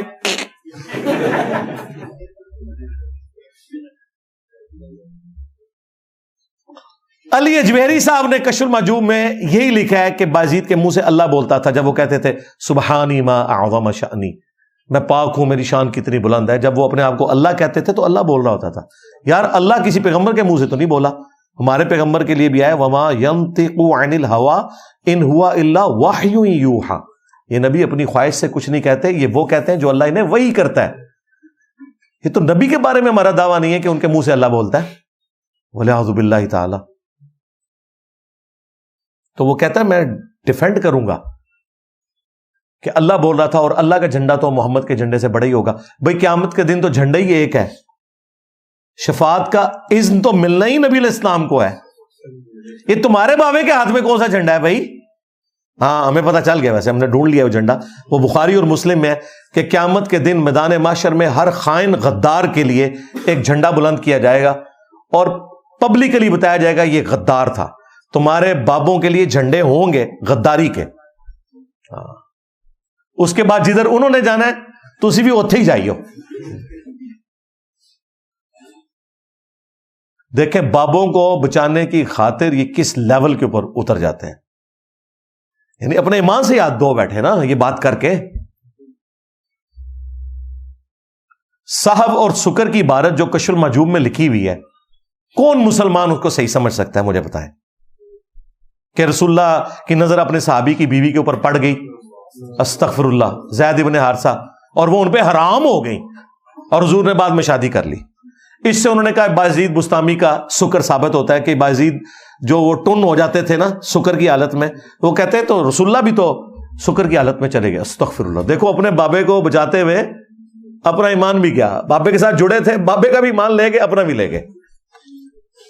اور کہتے ہیں جنید بغدادی کا صاحب, وہ حضرت داؤد علیہ السلام نے بھی تو اپنے صحابی اوریہ کی بیوی سے شادی کر لی تھی, اسے قتل کروا کے میدان جنگ میں آگے بھیجا تھا اس لیے کہ وہ قتل ہو جائے کافروں کے ہاتھوں. یہ تورات کے اندر ایک جھوٹا واقعہ جو ٹیمپرڈ فارم میں تھا, اس سے انہوں نے ڈیفینڈ کیا. اور مکاریاں ان لوگوں کی دیکھیں. پیر کرم شاہ صاحب الازری نے ضیاء القرآن اپنی تفسیر کے اندر لکھا ہے یہ کافروں نے ہماری کتابوں میں یہ واقعات داخل کیے ہیں کہ نبی علیہ السلام کا جو سکینڈل زید ابن حارثہ کی بیوی کے ساتھ, استغفر اللہ. اور وہی پیر کرم شاہ اپنے مکتبہ ضیاء القرآن سے کشف المحجوب پرنٹ کر رہا ہے اور اس میں مقدمہ لکھ رہا ہے کہ جس کا کوئی پیر نہیں ہے کتاب پڑھ لے. ادھر نہیں بتا رہا کہ وہ جو گند تھا نا وہ اس میں بھی لکھا ہوا ہے, یا تو اس نے پڑھی نہیں تھی, اور اگر نہیں پڑھی تھی تو نے مقدمہ کیوں لکھا؟ اور اگر تو نے مقدمہ لکھا پڑھنے کے باوجود, اس کا مطلب ہے کہ تیرا وہی عقیدہ ہے. تم لوگوں نے پبلک کو دکھانے کے لیے اور رکھی ہوتی ہیں چیزیں, اور عوام الناس سے بچا کے خواص کے لیے اور چیزیں رکھی ہوتی ہیں. اس کا کوئی آج تک انہوں نے کبھی بھی کوئی فتوے میں رد نہیں کیا, ورنہ تو مارے جائیں گے. جو کشف المحجوب لہراتے رہے سارے مارے گئے. کشف المحجوب والے تو مار گئے, ہاں کدھر جائیں گے؟ اور ابھی جو میں نے ایک نئی چیز دریافت کی ہے وہ ہمیں ایک ہمارے دوست نے بھیجی بیرون ملک سے, اور انہوں نے بڑا احسان کیا میرے اوپر. یہ جو مجھے انہوں نے ریفرنس بھیجا, انہوں نے کہا جی آپ آئے دن یہ والا پیش کرتے ہیں کہ بایزید بستامی کو معراج کرائے گی, انہوں نے اللہ کو دیکھا تذکرۃ الاولیاء میں. تو اس چیپٹر سے اوپر والا جو چیپٹر ہے جسٹ اوپر 3-4 لائنیں یہ بھی لکھا ہوا ہے کہ بایزید بستامی سے کسی نے پوچھا کہ آپ نے عرش دیکھا ہے تو عرش کے بارے میں بتائیں. تو انہوں نے کہا عرش میں ہوں. پوچھا گیا کرسی, انہوں نے کہا کرسی بھی میں ہوں. انہوں نے کہا حضرت اتنے بڑے بڑے بکواسیات آپ ارشاد فرما رہے ہیں آج کی ڈیٹ میں. آپ سے پہلے تو اتنی بڑی بڑی ہستیاں گزری ہیں, حضرت ابراہیم علیہ السلام, حضرت موسیٰ علیہ السلام, عیسیٰ علیہ السلام اور محمد رسول اللہ صلی اللہ علیہ وآلہ وسلم. انہوں نے کبھی یہ باتیں نہیں کی ہیں. تو انہوں نے کہا میں ہی ابراہیم ہوں, میں ہی عیسیٰ ہوں, میں ہی موسیٰ ہوں, میں ہی محمد ہوں. استغفر اللہ. انہوں نے کہا حضرت کو ٹھنڈے ہو, یہ کیڑیاں گلاں کر رہے ہو. انہوں نے کہا حق بھی میں ہوں, یعنی اللہ بھی میں ہوں. یہ صوفیاء جب کہتے ہیں نا حق, یہ ٹرم وہ اللہ کے لیے یوز کرتے ہیں. ظاہر ہے جو بندہ اللہ ہے پھر تو انبیاء والی بات تو پھر چھوٹی رہ گئی نا. اب اس کے بعد اور کیا آپ کو سمجھایا جائے؟ اب غلام احمد قادیانی دجال جب اپنی کتاب میں یہ لکھے, اس کو تو پھر بھی حیا ہے لکھتے ہوئے. اس سے جب کہا گیا نا آپ کبھی مسیح موعود ہونے کا دعویٰ کر رہے ہیں, فلاں کر رہے ہیں, اس نے کہا بھائی میں کب کہہ رہا ہوں کہ میں آخری پیغمبر ہوں؟ آخری پیغمبر رسول اللہ ہی ہیں صلی اللہ علیہ وسلم, اور ختم نبوت کی وجہ سے امت کو کام ٹرانسفر ہوا ہے, اور یہ دین کا کام نبی علیہ السلام کی لیگیسی کو میں آگے لے کے چل رہا ہوں. تو جو میں نے ذل محمد ہونے کا یا بروزی نبی ہونے کا دعویٰ کیا, تو اس کا یہ مطلب نہیں ہے کہ میں کوئی نیا نبی بن کے آیا ہوں, بلکہ میں نبی علیہ السلام کی لیگیسی کو آگے لے کے چل رہا ہوں امتی نبی کی حیثیت سے, ولیعوذ باللہ تعالی. اور اس نے دیکھے تعویل کی کہ یہ تو خاتم النبیین نبی علیہ السلام ہی ہے. یہاں تو تعویل بھی نہیں ہے, ڈائریکٹ کہا میں محمد ہوں, میں عیسیٰ ہوں, میں ابراہیم ہوں. اب مجھے بتائیں غلام احمد قادیانی دجال کو گراؤنڈز کس نے پرووائڈ کیے ہیں؟ ان کے بزرگوں نے. ابو یزید بستامی, یزیدہ ابا, جی انجینئر صاحب نام کا مذاق اڑاتے ہیں. اور بھائی یہ میں جذباتی اعتراض کرتا ہوں, علمی نہیں ہے. علمی تو یہ ہے کہ جو کو بکواسیات ان کی طرف منسوب ہے, لیکن یہ بھی ایک بڑا حیران کن معاملہ ہے جذباتی طور پہ کہ تمہارا دعویٰ ہے کہ امام جعفر کی قبر پہ 50 سال بعد جا کے بایزید بیعت ہوئے روحانی اویسی سلسلے میں, جو آپ نے کہانی بنائی ہے. یار امام جعفر کے ماننے والے آج اپنی کنیت ابو یزید یا اپنے بیٹوں کے نام یزید نہیں رکھتے, اور جو ڈائریکٹ امام جعفر سے مرید ہوا ہے اس نے اپنی کنیت بایزید رکھی ہوئی ہے, ابو یزید رکھی ہوئی ہے. جی صحابہ دا بھی نہ ہے, اللہ دے بندے صحابہ دا نہ ہے, سانو نہیں پتا تانوں نہیں پتا, تے رکھو نا اپنے بچیاں دے نا یزید, صحابہ کے نام کی نسبت رکھو. ہاں, تاکہ جب تم اسکول جاؤ چھٹی کے وقت اور تمہارے بچے کو باقی بچے کہہ رہے ہو یزید آ گیا, اور جب تمہیں دیکھیں تو کہیں یزید ابا آ گیا, تو ہمیں مزہ آئے گا. ہم تو چاہتے ہیں ایسا ہو. رکھو نا. دیکھو تمہارے بازین نے کہا نا میرا جھنڈا محمد کے جھنڈے سے بڑا ہوگا, ٹھیک ہے. 261 ہجری میں یہ مرا ہے, اور سیم 261 ہجری میں ہمارا امام فوت ہوئے ہیں, امام مسلم. انہوں نے اپنی کنیت رکھی ہے ابو الحسین, ان کے بچے کا نام ہے حسین. ایک ہی سن میں 2 بندے فوت ہوئے ہیں, ایک صوفیوں کا امام ہے اور ایک حدیث کا امام ہے. صوفیوں کا امام تو کہہ رہا ہے کہ میرا جھنڈا محمد کے جھنڈے سے بڑا ہوگا, اور جو حدیث کا امام ہمیں بتا رہا ہے, صحیح مسلم میں حدیث ہے, نبی علیہ السلام نے فرمایا قیامت کے دن سب سے پہلے مجھے قبر سے نکالا جائے گا, سب سے پہلے میں شفاعت کروں گا, سب سے پہلے میری شفاعت قبول کی جائے گی. اللہم اجعلنا منہم آمین. اللہم صلی علی محمد وعلی آل محمد. پھر امام مسلم ہی لے کے آئے ہیں حسین کے ابا جی, صحیح مسلم میں, کہ سب سے پہلے میں جنت کے دروازے کے اوپر دستک دوں گا, داروغ جنت پوچھیں گے رضوان کون, میں کہوں گا محمد, تو وہ کہیں گے مجھے حکم بھی یہی تھا کہ آپ کے نام کے اوپر دروازہ کھلے گا صلی اللہ علیہ وآلہ وسلم. اب آپ فیصلہ کر لو کہ تم ابو الحسین کی لیگیسی کو لے کے چل رہے ہو یا ابو یزید کی لیگیسی کو لے کے چل رہے ہو. تو یہ باتیں بار بار مجھے اس لیے کرنی پڑتی ہیں کہ اگر کسی کو کوئی وہم ہو گیا نا کہ کوئی ان کا قبلہ درست ہو گیا, ان کے بڑوں کا کوئی نہیں درست ہوا, یہ میرے ڈر کی وجہ سے سہم میں اور ادھر ادھر کی باتیں کر رہے ہیں. لیکن میں نے چونکہ ان کی عوام کو جھنجھوڑنا ہے تاکہ ان کی آخرت تو بچ جائے. یہ جو پیشوا ہیں نا, ان کو چھوڑ دیں, یہ بیونڈ ریپیئر ہے, ان کا کوئی علاج نہیں ہے, چھوڑیں ان کو ان کے حال کے اوپر. آپ عوام کے اوپر محنت کریں. اسی عوام میں سے یہ سب لوگ نکلے ہیں اللہ کے فضل سے. پوری دنیا میں اتنی بڑی دعوت جو پھیلی ہے وہ اسی وجہ سے پھیلی ہے نا. میں نے گستاخانہ عبارتیں بار بار اس لیے ہائی لائٹ کی ہیں تاکہ آپ کو پتا چلے کہ یہ لوگ جو کل تک لوگوں کو گستاخ کہتے تھے, اے جی وہابی کہتے ہیں کہ نبی مر کے مٹی ہو گیا, نعوذ باللہ. کسی وہابی کا یہ عقیدہ نہیں یار, دنیا میں کسی مسلمان کا یہ عقیدہ نہیں ہے. تمہیں کس نے یہ پڑھا دی بات؟ تمام مسلمانوں کا یہ عقیدہ ہے کہ نبی الاسلام کو جس طرح دفنایا گیا تھا آپ کا جسم اثر اسی طریقے سے آج قبر انور میں سلامت ہے, اور اس عقیدے کی اصل قرآن میں موجود ہے. سورہ سبا کے اندر آتا ہے نا کہ وہ جو سلیمان علیہ السلام تھے انہوں نے لاٹھی کے سہارے اپنے آپ کو یوں کرسی پہ بٹھا لیا کیونکہ ان کی موت کا وقت قریب آ چکا تھا اور ابھی ہیکل سلیمانی جن تعمیر کر رہے تھے. تو کافی عرصے تک ان کا جسم اثر اسی طرح رہا, یہاں تک کہ لاٹھی کو وہ دیمک چاٹ گئی. قرآن کے الفاظ ہیں کہ پھر وہ نیچے ان کا جسم اثر آیا تو پھر جنوں کو پتا چلا. انہوں نے کہا کہ اگر غیب جانتے ہوتے اللہ تعالیٰ نے فرمایا کہ وہ پھر یہ خاری تو نہ کاٹتے جن, انہیں نہیں پتا چلا. یہ آیت اس بات کا ثبوت ہے کہ انبیاء اکرام علیہ السلام کی وفات کے بعد ان کے جسموں کو نہ مٹی کھاتی ہے, نہ کوئی درندہ, نہ کوئی کیڑا کھاتا ہے. دیکھیں وہ دیمک چاٹ گئی اس لاٹھی کو, دیمک ایک دن میں نہیں چاٹتی, یہ ذہن میں رکھیے گا. کتنا عرصہ لگا ہوگا, اس دوران کوئی کیڑا ان کے جسم پہ نہیں چڑھا. یہ تو ہمارا عقیدہ ہے. ابو داؤد میں تو حدیث ہے, ان اللہ حرم علی الارض ان تأکل اجساد الانبیاء, اللہ تعالیٰ نے حرام کر دیے مٹی کے لیے کہ وہ انبیاء کے جسموں کو کھائے. اس روایت کو پوری امت صحیح مانتی ہے سوائے امام بخاری کے, اور امام بخاری کی وجہ سے ہمارے شیخ زبیر عزیز صاحب کو بھی دھوکہ لگا ایک راوی کے اوپر کہ یہ راوی دوسرا ہے، حالانکہ باقی پوری امت مانتی ہے کہ راوی اور ہے، لیکن اس کے باوجود عقیدہ سارے صحیح مانتے ہیں۔ امام بخاری نے صحیح بخاری میں تو حضرت عمر کے بارے میں لکھا ہے کہ حضرت عمر کی شہادت کے آلموسٹ 70 سال کے بعد حجرہ عائشہ کی جب دیوار گری تو ان کا پاؤں باہر نکل آیا تھا۔